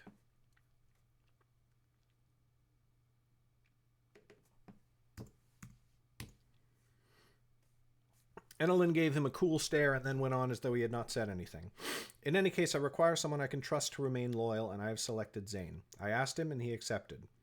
Then it appears that congratulations are in order, Dean. Lauren could not help the way her mouth twisted the word. Annalyn must have sensed her mood. She put her hands flat on the table and said, Very well. Those are the only matters I require you for. Your travel to Ammon will be seen to shortly. The dismissal was clear. Lauren stood from her chair and bowed. Thank you, your majesty. But before she turned away, she saw Zane give the High King a quick glance. Annalyn nodded in response, and Zane stood to follow Lauren from the room. I shall see you out, he said. Lauren shrugged. If you wish. In fact, she did not want him anywhere near her, but thought it would be unseemly to recoil from him in front of the High King. Once they were in the hallway, however, she walked as far from his side as she could and stormed into the palace garden. Winter bit at her cheeks, and she drew her cloak close about her, thankful the first snows had not yet begun to fall. I am sorry, said Zane from behind her. You have done nothing that requires an apology, said Lauren. The High King commanded you. She did not command me. She asked, and I accepted, and I am sorry. Then take it back, she turned to him, blinking against the sting in her eyes. Take it back and come with me. I cannot, he said, fists clenching by his sides. Lauren, my son, I cannot leave Aaron again, and I cannot bring... I know, cried Lauren, far louder than she meant to. But it felt good, and so she kept shouting. I know you cannot take Aaron into such danger. Why do you think I am angry with you? Because I cannot be angry with you at all. Nor could I be mad at Jordell or Albern when they... She stopped short and turned away, blinking harder. That had not been a fair thing to say, and she knew it. Why, then, did she not turn and apologize? But she could not when Zane meant to leave her alone the way he had often enough before. I thought the same thing, he said. To her shock, Lauren heard the thickness of tears in his voice, and when she turned, he wept openly. The moment Enelin asked me, I thought of how I was leaving you again, the way I had promised not to, and the way Jordell and Albern did. That thought has plagued me since, yet I do not see another choice. Aaron, I have my son, and I... Be silent, said Lauren. She forced a smile. Still your bleeding tongue, wizard. You only repeat yourself. If you could choose to be any person in your world books, who would you pick and why? Likewise, if you could be picked to be any kind of wizard, which of the branches would you pick and why? Well, that's not a fair question. That's not a fair question, KJ Jones, because I know what's going to happen to all of my characters. And so, like imagine if you'd asked me that in Mystic, right? Like, it would be really super cool to be Jordell, except I knew what was going to happen, right? Yeah.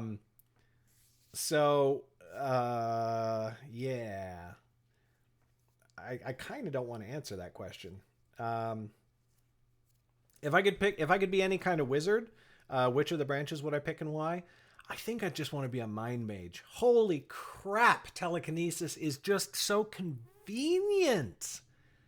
Being a weremage is cool, but in terms of just ease of life, in terms of just making your day-to-day easier, mind mage is just it's just the greatest.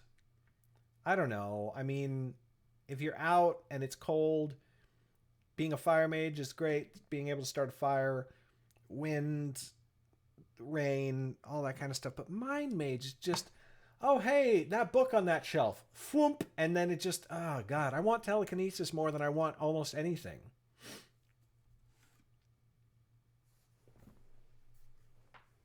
Yeah, stuff like that, you know?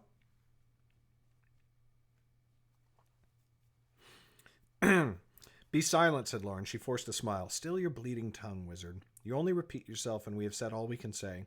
And if there's one thing we have learned after all the leagues we have walked together, it is that you always wanted to be rid of me.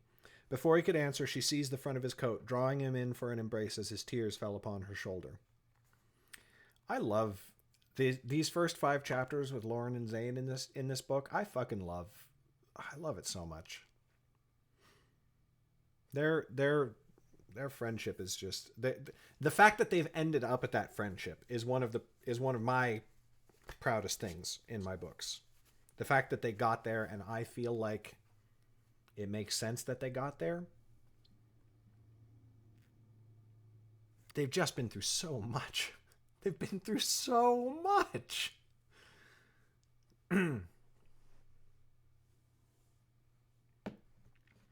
Chapter 3. Chet did not take the news well. That can be its own paragraph.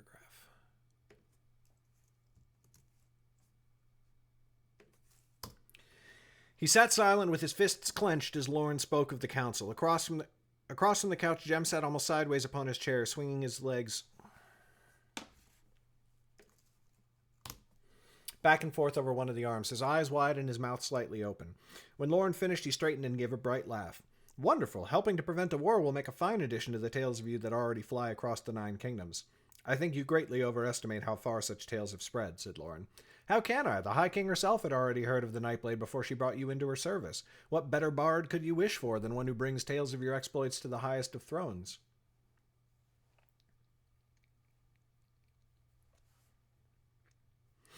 But Chet sat silent in his chair, picking at one fingernail with the other. Lauren could feel his sullen displeasure, and it worried her. The look on his face was not unlike the look he had worn in the birchwood when her father threatened her, or hit her, and Chet had held himself back only at Lauren's urging. Jem, however, seemed oblivious to it. He sat forwards in his chair and slapped his knees. "And we will get to see Addis again. We have not received word from her in days. I wonder if she already knows we are coming. I should write her a letter." "It can hardly get there before you will," said Lauren. "It will not be long before we leave the seat. Might we speak alone, Jem?" Chet's voice was quiet and firm, and it cut its way into the conversation like a footman's sword. Jem's smile dampened, and he glanced at Lauren. She nodded. "Very well," said Jem. "I am famished anyway, and I think one of the cooks likes me, for she hardly tries to smack me at all anymore when I steal food from her. I will return shortly."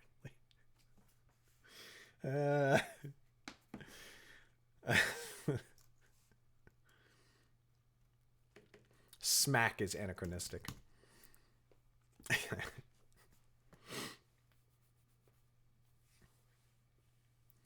He bounced carefree on his feet as he slipped from the room, but Lauren saw him give them both a worried look.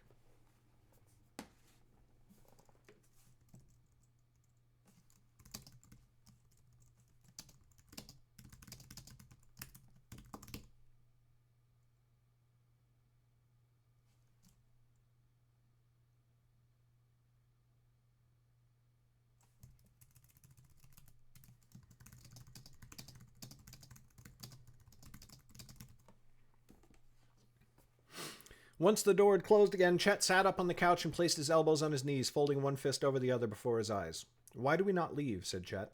"I mean to," said Lauren lightly. "For Ammon." "Do not do that," he said softly. "Do not pretend ignorance of my meaning. Why do we not leave this war behind?" "We have come this far," said Lauren. "Why not see it through? And besides, I took the role of Nightblade." "You did, and what of it?" said Chet. "What is the Nightblade in truth? She has given you a title without a duty. It is meaningless. There has never been a Nightblade before, and so you cannot declare with any certainty what service you are expected to perform." "I suppose, then, that it is for me to decide. I am able to determine the course of my life the way I never could before." "Hardly. You have put that control in the hands of the High King. Enelins has my allegiance as well as yours, but do you truly think she holds your safety as her highest concern?"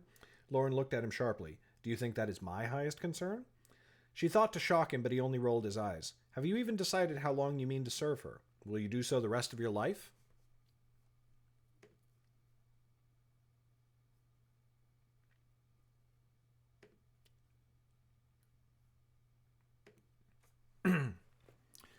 "I had not given much thought to it, but I will not leave the 9 kingdoms to their own devices while the threat of war looms over them." Chet stood and went to a side table that held a flagon of wine. He filled a cup for himself and arched an eyebrow at her. She nodded, and he filled a second.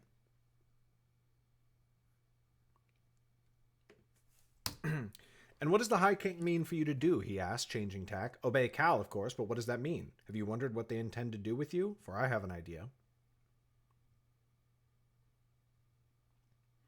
He placed the cup in her hand. Lauren took a sip, but a light one, for she wished to keep her mind sharp. It felt as though they were sparring, and she did not like it. She let some of her bitterness come through in her tone. "Let us hear it then, O wisest of advisers, for surely I would be lost without you. I think they mean to send you after Rogan." That gave her pause, as he must have known it would.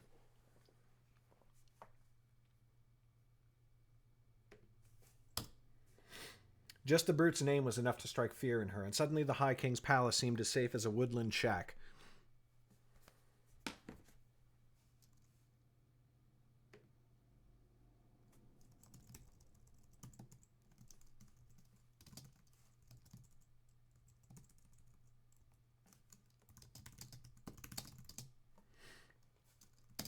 Suddenly the High King's palace seemed no more safe.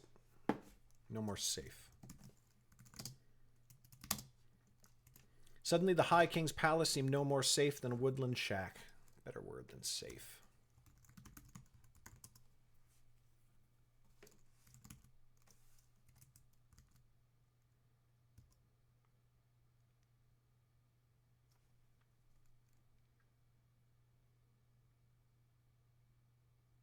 Impregnable. Love it. That's the word. No, that's a double negative.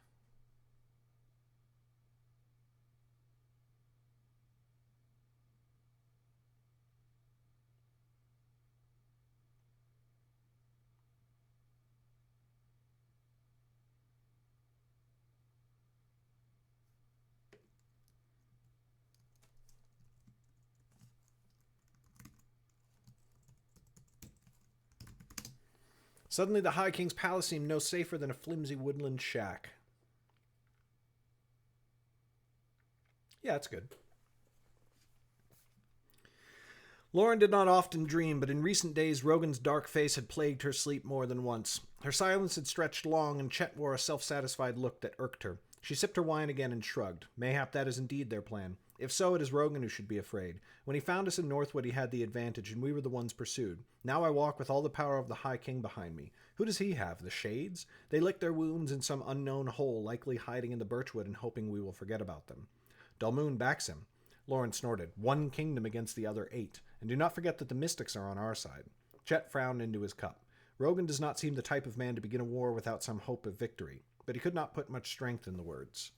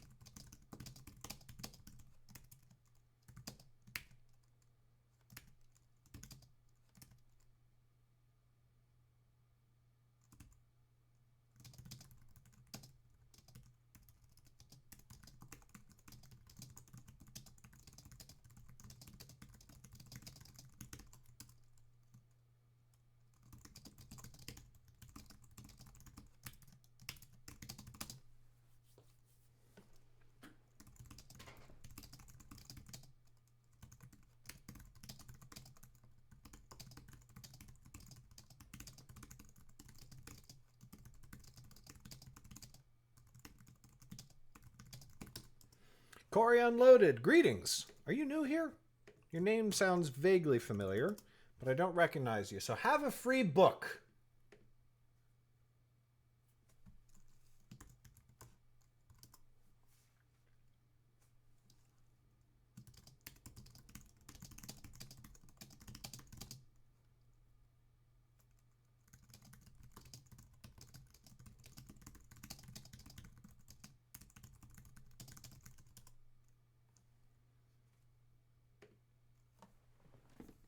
Well, then it's been a long time since I've seen you, because I don't remember your name. So hi.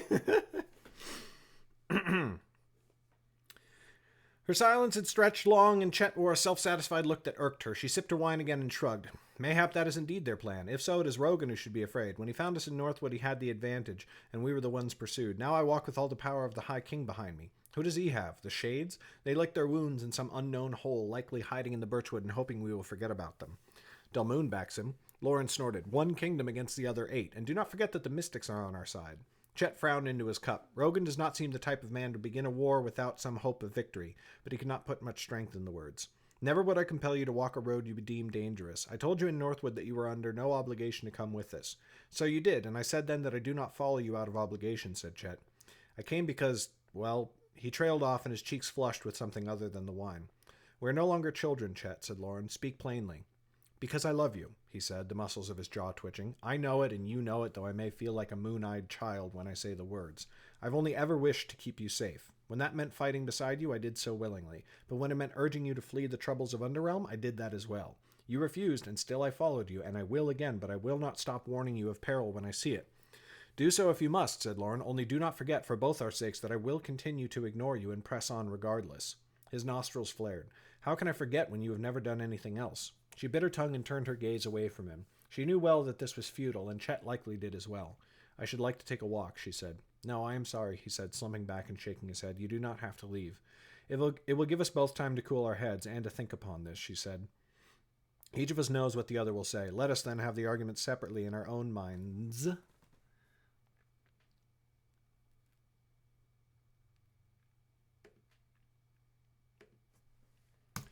so that it need not drive a wedge between us. She gave him a wan smile. He did not look up at her and only put his hand to his forehead as though he wished to say more but did not dare to. But as she passed him on her way out the door, he reached suddenly forth and took her hand, squeezing it. She returned the pressure, and at last their gazes met for a moment. She left.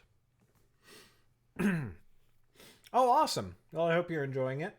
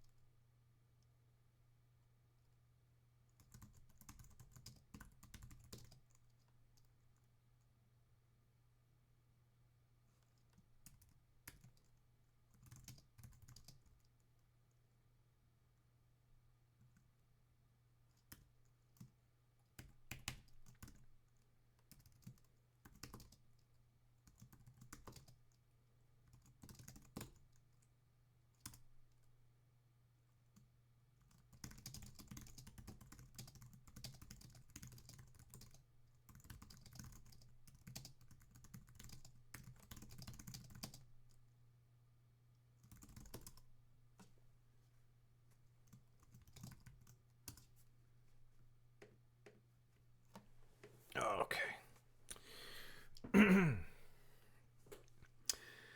Chapter 4. Oh, I'm going to go refill my coffee because I need more coffee. Because coffee.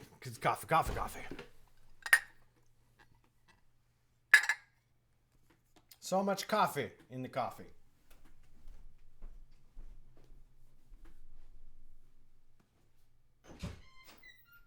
Take a break.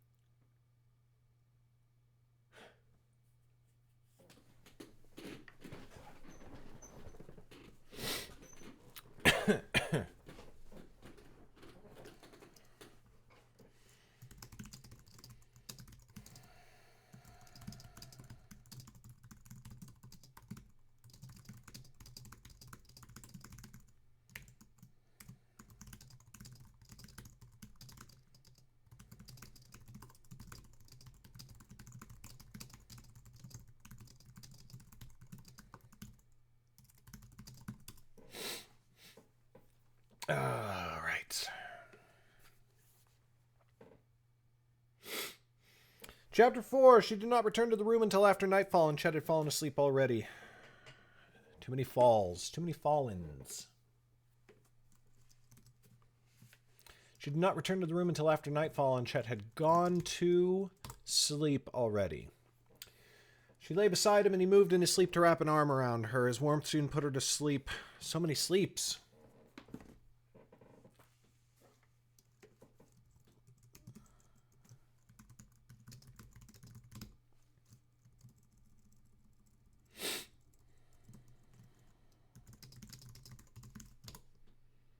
His warmth soon sent her to slumber, but then a dark dream seized her, dragging her mind into its depths and filling her with despair.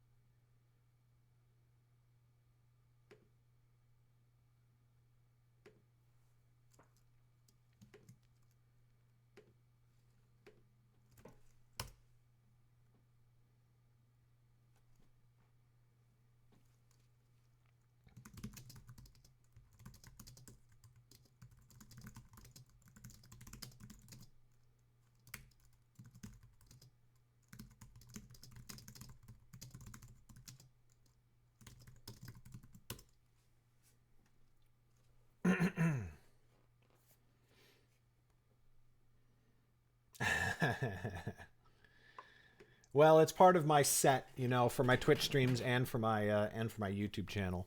What you can't see is the other bookshelves that are over there and over on the other side of the room, which don't look quite so good, but also aren't quite as full. I have plenty of room to expand my book collection, which is great because I like books. Which is probably a good thing considering I write books. Have I mentioned that, by the way? Oh, where were we?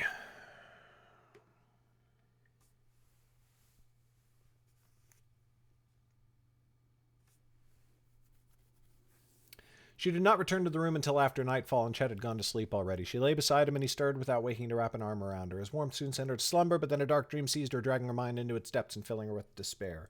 Lauren found herself standing beneath the boughs of the birchwood. Somehow she knew it was the day she had left, but instead of the brown cloak she had actually worn on that day, she wore the black cloak Damaris had...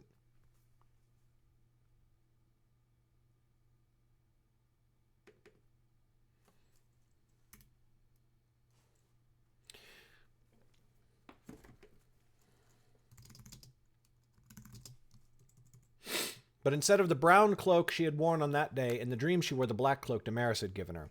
Zane was nowhere to be seen. Dark storm clouds churned in the sky. She panicked as a branch snapped behind her. Whirling, she saw her father. An arrow was buried in his chest just below the collarbone, so deep that the head of it protruded from the flesh in the back. Blood from the wound ran all the way down his body, and from the squelch he made when he moved, she knew his boot was full of it. Oh, I forgot I did that. That moment where you're reading your book and you're like, oh my God, I did foreshadowing. That's awesome.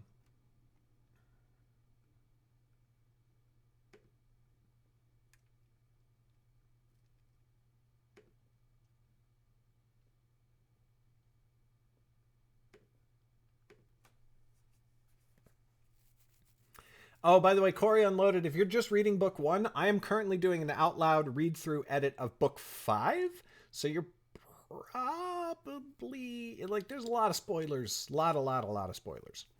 Anyway, in book 5, a thing happens in chapter 4 of book 5. There's a thing in her dream that is foreshadowing of the end of the book. And I didn't remember that I put that there. Turns out, I'm awesome.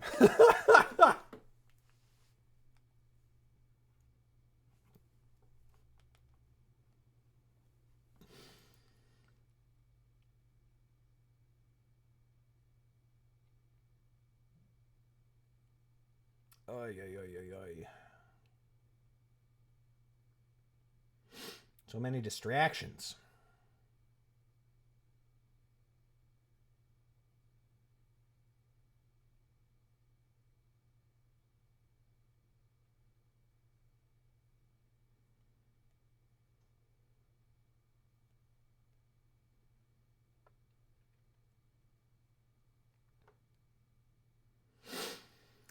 Do do do do do do do do do do do do do.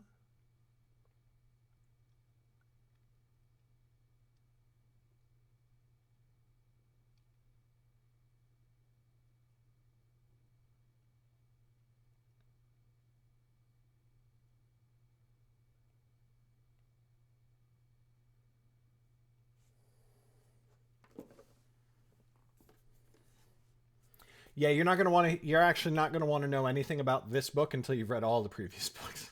It's a lot happens in this book, especially if you're reading book one. Yeah. Anyway. All right, here we go. Blood from the wound ran all the way down his body, and from the squelch he made when he moved, she knew his boot was full of it.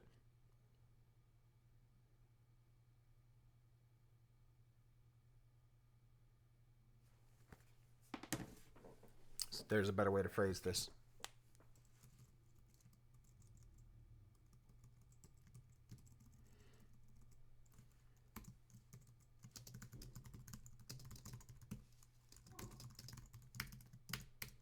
His body was covered in blood, and from the squelch he made when he moved, she knew his boot was full of it.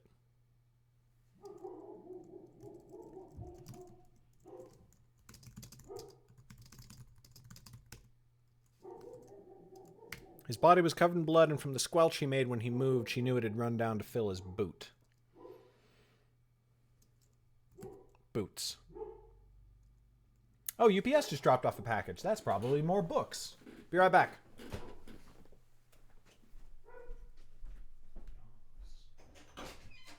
Shut up, Chewie.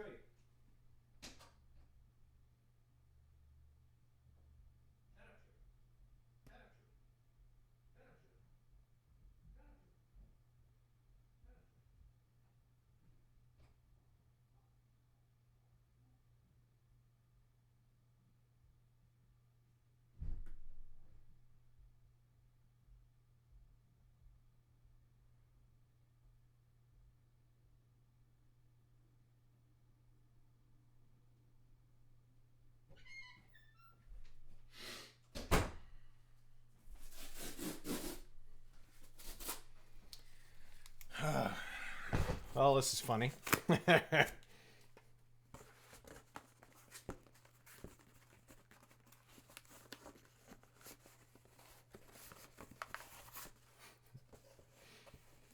Yeah, just as I thought. Oh, there you go. That's all right.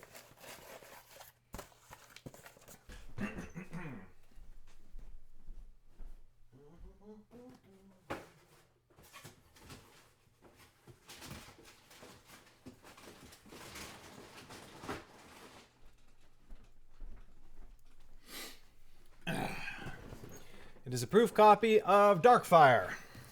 So I had a proof copy of Darkfire, and the coloring was not quite right. It was a little too dark. It was a little too whatever. So I corrected the coloring and ordered a new proof. And then I thought of the thing with the spines, and I was like, oh, I want to see what the books look like with those spines. So I ordered new copies of all the books with the spines, and I ordered those with rush shipping. So this is actually an old proof order that came after the one that I ordered after it. So anyway, there you go. That's fun.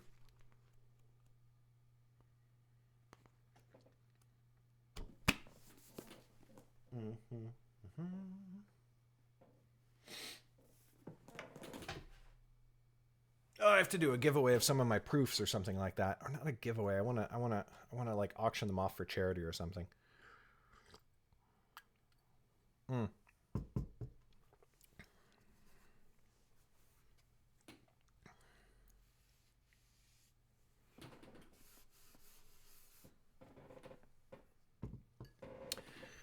But I did not shoot you in the chest. It was the leg. She thought the words, but she could not say them aloud. That should be its own paragraph. When she saw his face, she gasped. It was twisted in hate, and his flesh had begun to rot. Something had eaten away most of his left cheek and his the teeth. And his teeth showed through the hole. His eyes were sunken, for the meat around them had wasted away. A few fingernails had torn off. Dirt was caked deep beneath the ones that remained, dirt from his attempts to drag himself back to their village. "You ungrateful wretch," he screamed, so loud that she jumped. He spat at her feet. "You were never my daughter." He leapt for her, and she cried out, but in midair he vanished, and the world around her dissolved to mist and shadow. Then the shadows took form, and the light turned silver. She looked up to see the moons peeking at her between the rooftops of Cabris. The alley she was in seemed familiar. A figure in a deep green cloak stood only a few paces away. Lauren stirred at the sight. "You ungrateful wretch," he screamed so loud that she jumped. He spat at her feet. "You were never my daughter." He leapt for her, and she cried out, but in midair he vanished, and the world around her dissolved to mist and shadow. Then the shadows took form, and the light turned silver. She looked up to see the moons peeking at her between the rooftops of Cabris. The alley she was in seemed familiar. A figure in a deep green cloak stood only a few paces away. Lauren stirred at the sight, and her breath quickened, for the figure's shape was familiar to her.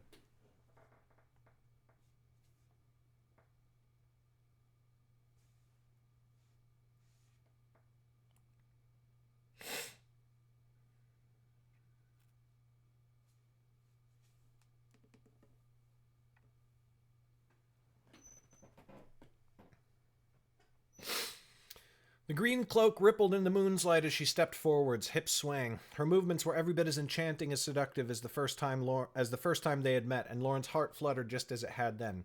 In the waking world, of course, she knew that Auntie was a sadist, a murderer, and worse besides, but in the dream she knew none of these things.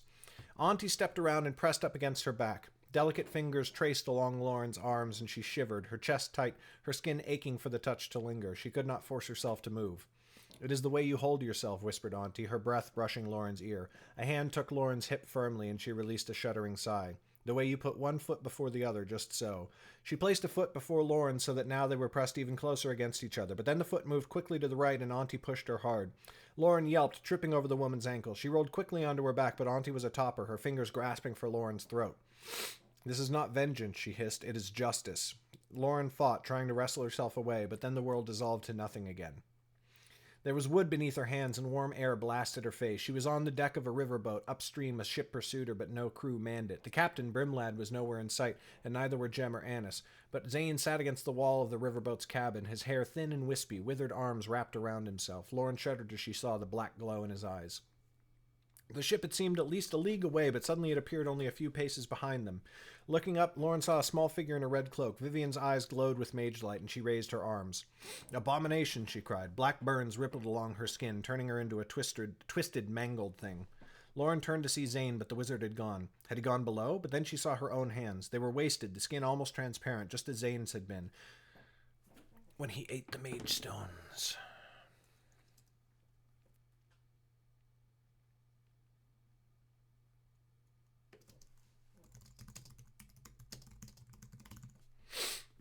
She clutched at her hair, and it came away in her hand. A scream ripped from her throat, thin and feeble and blood-curdling. She fell to hands and knees, and the world vanished again. Now her fingers scraped on stone. Lauren feared to look up, but something compelled her to. Damaris stood before her. They were in a cavern, Lauren knew not where, for unlike all the places she had seen thus far, this was nowhere she had been in real life. The edges of the room were dark, with not a torch to be seen, and the only light fell from a hole in the ceiling far above to pool around Damaris in a perfect circle. Lauren's body had returned to health so that she could have stood, but her limbs shook far too much with fear. Damaris's eyes were filled with an icy fury, and Lauren cowered before it, certain that the merchant was here to take her revenge at last. "Get up," said Chet. "We are with you." His hands took her shoulders, and with his help she found her feet. He stood to her right, and looking to her left she saw Jem and Annis. Jem had his sword out and held forth as though ready to do battle, while Annis's fists were clenched at her side, as though she might... at her sides. As though she might try to box her own mother. Then Lauren's gaze drifted past Damaris to a man standing just behind her. He had the brown-skinned, dark-eyed look of a Wadeland man. His black hair was cropped short, and a scar split his chin. He wore the blue and gray clothing of a shade. She knew she had never seen him before. "Who is that?" she asked Annis, but when she turned, the girl was gone.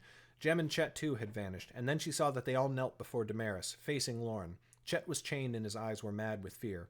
Damaris held a dagger at his throat, but it was an old, rusted, twisted blade, nothing fine like Lauren would have expected the merchant to have. You take my daughter, said Damaris, her voice a harsh rasp. Foolish girl, I will take everything. The dagger hissed as it laid Chet's throat open. His lifeblood splashed across the stones, and his mouth worked silently as he tried to cry out. Lauren screamed and fell on her knees before him, putting her hand to the wound, trying helplessly to hold it closed, but she could feel his life slipping away from him. Her shouts could not save him. Nothing could. No, cried Lauren. Jem, Annis, help me.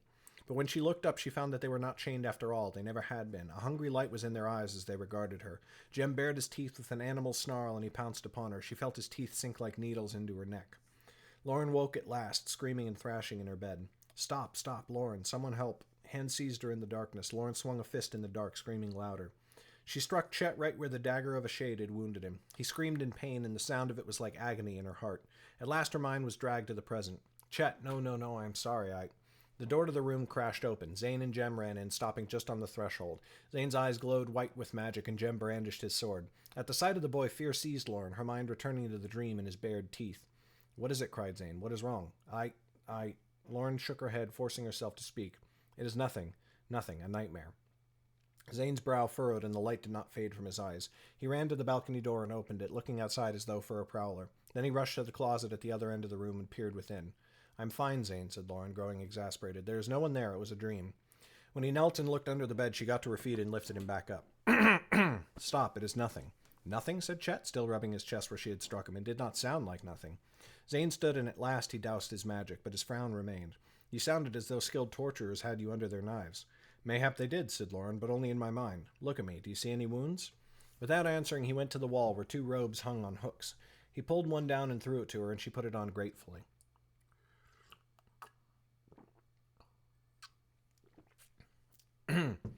But no sooner had she covered herself than he seized her face, and she yelped as he pried at her eyelids with his fingers.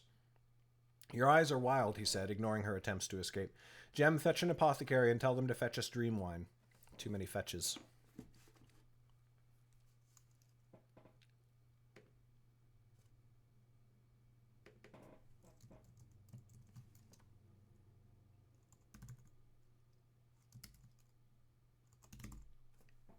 And tell them to bring dream wine. No, Jem, said Lauren, finally forcing Zane's hands away. Sky above, Zane, I tell you, I am all right. The wizard's frown deepened. I'm not sure of that, though I will allow that you seem to be safe. Have you been eating? The same as you. Have you been... How much wine did you drink? Lauren forced a laugh. I am no drunkard. So says every drunkard. But she could... Excuse me. But she could hear the tension leach from his voice.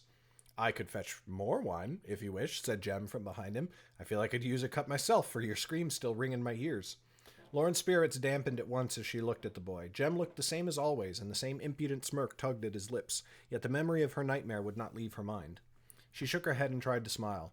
No, Jem, I only need sleep, and I would wager you do as well. Off with you both. Zane did not move, not until she took his shoulder and ushered him gently out.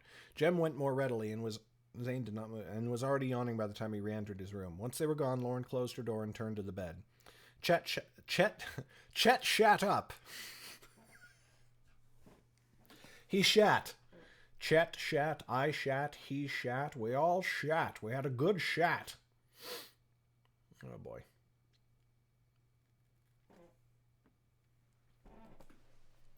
Chet sat up, his bare chest glistening in the moon's light, one hand still on the scar of his dagger wound. He studied her in the dim silver glow through the window.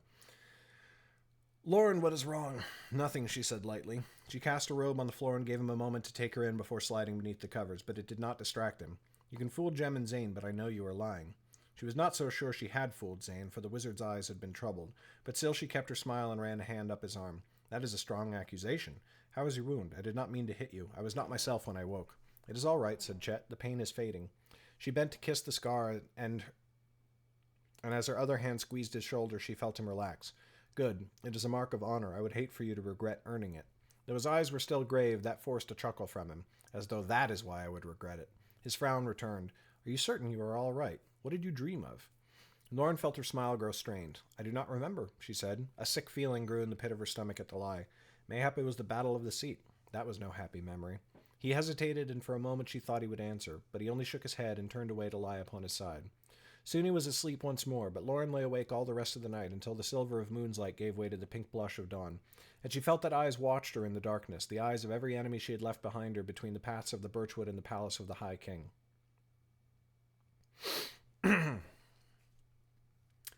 Chapter 4 done. We're not going to do 10 chapters tonight. And I'm not going to be able to stream the read through again after dinner or after the kids go to bed because I still have a lot of publishing shit to do on Mystic. Including now, apparently, designing a fucking shirt.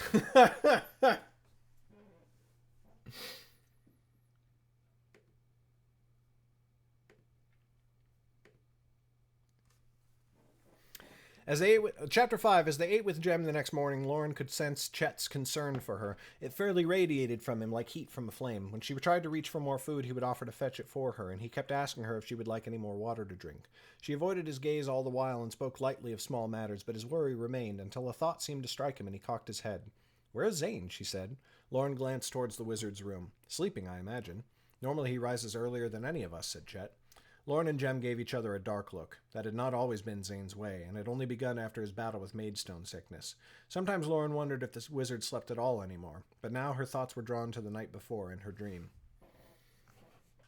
A chill went through her. She had recently consumed Maidstones, once in Dorsey when the elves had forced her to do it, and then once again here upon the seat when she sought an agent of the Shades. The fact that she had them and had eaten them was unknown to anyone but Chet, and even he only knew of the first time.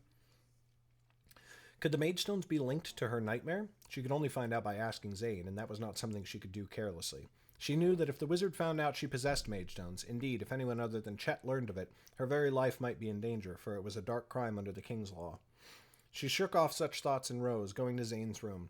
Cautiously she tapped on the door and, when she heard no reply within, pushed it open.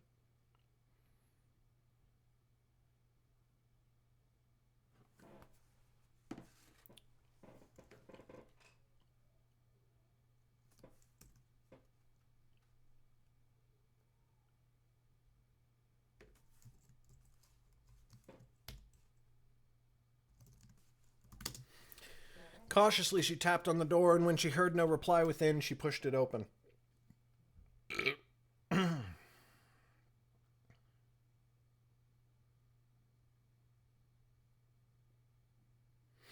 Zane's bed was empty, the covers tousled, and his clothing from yesterday lay upon the floor.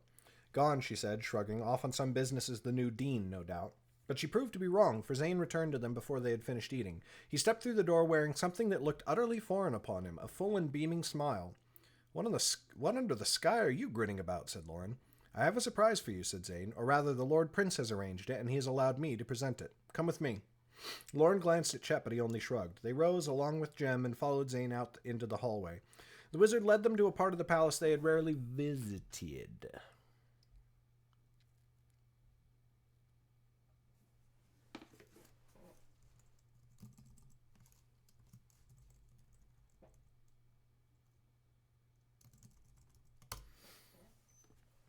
Where many of the High King's guards were stationed, as well as a great number of mystics.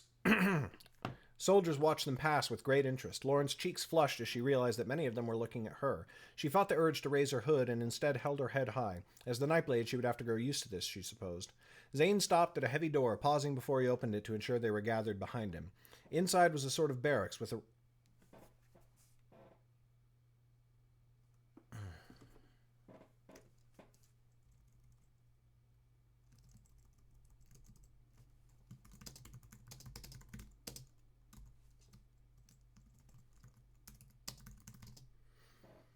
He pushed it open to reveal a sort of barracks with a row of beds around.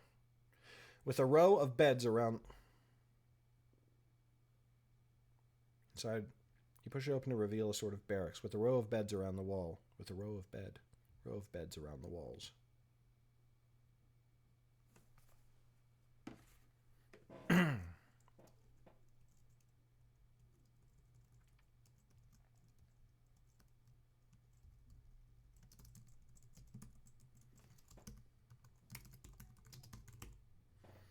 With beds along the walls, each with a small chest at the foot. In the center of the room was a long wooden table, and around it sat several mystics, their red hoods cast back from their faces.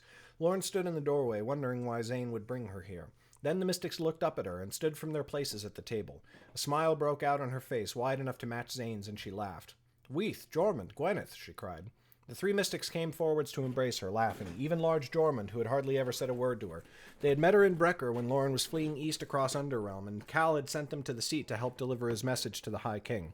Now they clapped her on the back and shook Chet's hand, and Jormund even picked up little Jem, who squealed like a pup.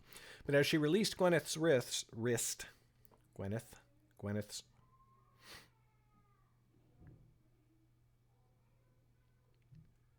Wait a minute.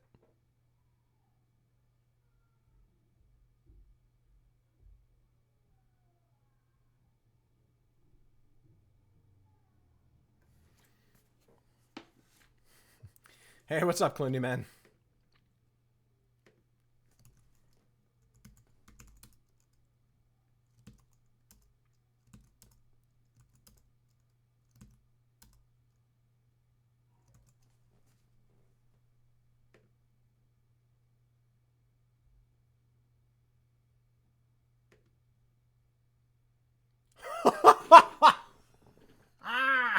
Are you kidding me? Gwyneth just vanishes from the book.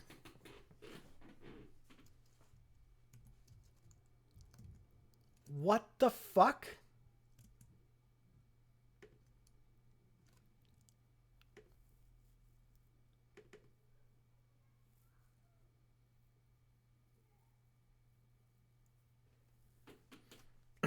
It's going okay right up until this very moment.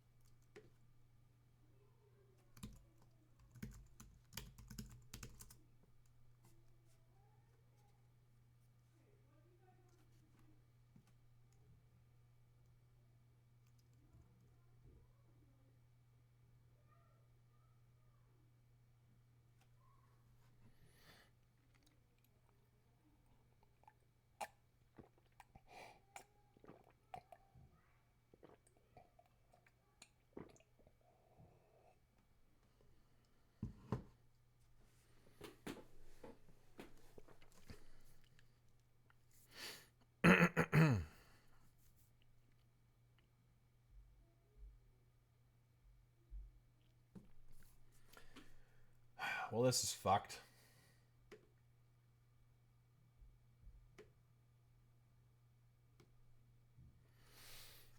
Ugh.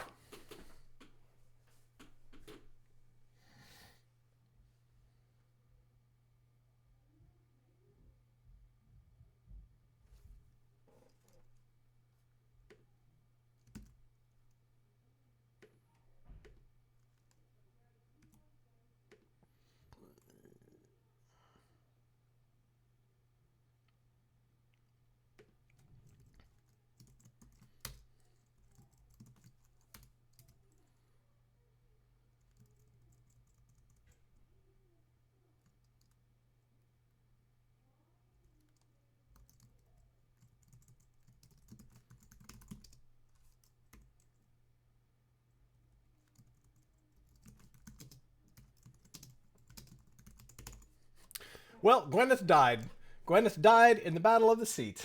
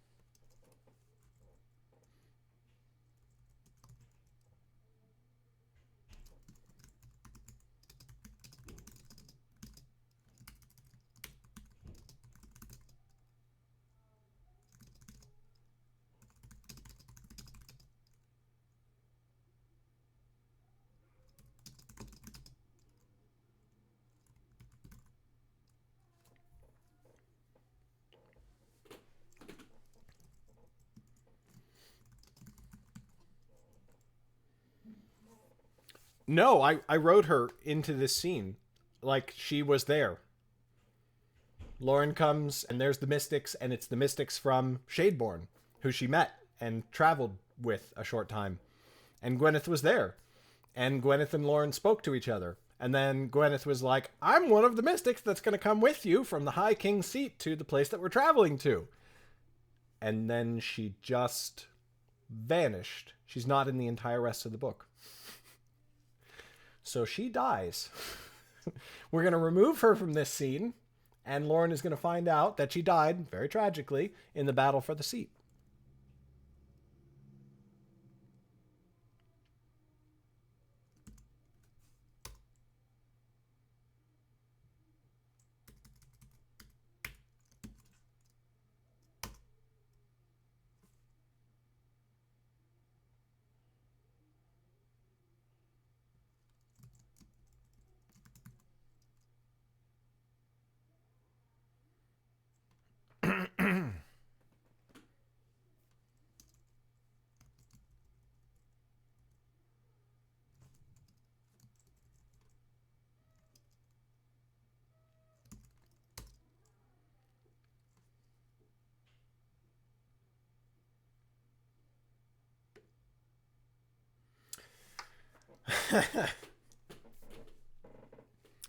Where are Eric and Gwyneth?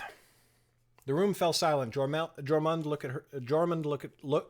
looked at her solemnly, and Weeth cast her gaze to the floor. Lauren's breath caught in her throat.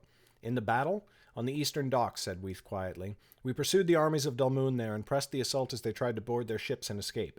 Eric fought like a madman and killed 3 of them on his own, but an archer, darkness take them, fired from the stern of a ship as it fled, and the arrow pierced his heart. Gwyneth fell later as we tried to clear the shades from the palace. Lauren bowed her head, blinking. I wish I had been there. Weeth put her hand on Lauren's shoulder. Do not be sorry. From what we have heard, you were more sorely needed in the palace, and the 9 kingdoms are grateful for your actions. She forced a smile. The other mystics stood from the table, 3 of them, and none looked alike. One by one they came forwards to be introduced. First was a short, slim woman of middle years whose narrow eyes were quick and unsmiling. She was called Shiun. There was a tall, broad youth named Uzo, whose shaved head was darker even than Anis's. He squeezed Lauren's wrist harder than he needed to, and she fought away a grimace as she tried to do the same. He smiled at that and clapped her shoulder. Jem gaped at Uzo, his mouth hanging open, and did not seem to hear when the young man offered him a hand to clasp. The last mystic was called Naya. Though she was only a finger or 2 taller than Lauren, she was far more heavily muscled, so that Lauren felt minuscule in her presence. Beneath a shirt of chain she had a leather jerkin with a high collar that covered her neck, but its sleeves were short so that her thick arms were on display. She wore a secretive smirk as she approached Lauren and held forth her hand. When their wrists clasped, her skin was smooth and warm, and the hair on the back of Lauren's neck tingled. The Nightblade, said Naya. I suppose this is supposed to be an honor. I suppose this is supposed to be an honor.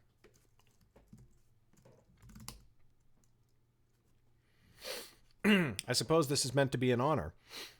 The High King holds you in high esteem. That is impressive indeed for such a young woman. Lauren's cheeks flushed. Not so young, she said. Not too young, I suppose, said Naya.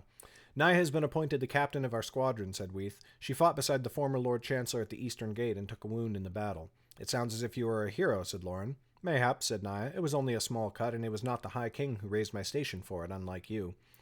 Lauren realized that they had not released each other's wrists. She did so at last, though her hand seemed reluctant to obey. There is time yet. Chet eyed the woman as they shook hands. I did not see you in the fighting, he remarked. The smirk she had worn for Lauren vanished, and Naya raised her eyebrows. And did you take count of every mystic before the gate? You have a cool head for battle, it seems. What is your position, by the by? Other than bedfellow of the Nightblade, I mean. His jaw clenching, Chet opened his mouth to reply, but Lauren barked a laugh despite herself. He turned his glare on her and held his tongue. Oh, come, Chet, she chided him. Do not be so serious. It was a joke. Naya grinned at Lauren, and Chet forced a smile as well. Well met, then, he said. Indeed, said Naya, and returned to her table. Jem stood there looking crestfallen, his hand still outstretched to clasp hers, but she acted as though he was not there. The other mystics told Lauren something of themselves. Uzo was a spearman, though he was quick to explain his spear was likely not similar to the ones Lauren was used to. It was short and flexible, and he used it half as a staff. Shion was a scout and skilled with a bow, but when she heard that Lauren had been learning the Kalentan style of shooting, her brows raised, and she extracted a promise that the 2 of them would trade advice the next time they were in the training yard. After a time, Zane put his hand on Lauren's shoulder and gave her a smile. "I am glad to see you reunited," he said, "but that is not the end of the news I have for you. I did not bring you to see your friends only so you could have a happy reunion. Emmett is in need of reinforcements, and these 5 will accompany you on the journey there, since Gwyneth, as has been discussed, so tragically fell in the Battle of the High King's Seat." Lauren's eyes shot wide, and she looked at the mystics anew. Her expression must have shown her shock, for Weath and Gwyneth smiled. And Jormund loosed his huge, booming laugh. Shiyun and Uzo gave her a polite smile, but Lauren looked past them to the table where Naya sat. The mystic woman had not taken her eyes from Lauren, and for a moment they locked gazes. Lauren's stomach did a pleasant turn, and she swallowed hard before turning away. Her gaze met Zane's, who still smiled at her in delight of his surprise. A grin stole across her face to match his, but then she realized that this was his parting gift, a replacement, though a shoddy one, for his own company upon the road. That thought seemed to throw a dark cloud over her joy, and her smile faltered. Zane saw it, and his own smile grew sad in response. Smad. "Zane's, there is time yet before that bitter parting," he said quietly, "and I mean to fill it with happiness where I can. Tonight you must let me take you out upon the seat. We will eat and drink our fill and pretend for a little while longer that no darkness waits beyond an ever-nearing dawn." Bam. Chapter 5 done. And with that, we will say farewell.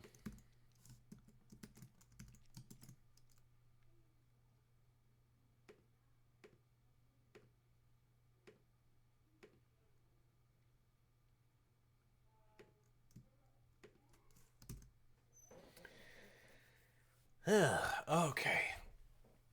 Oh, God.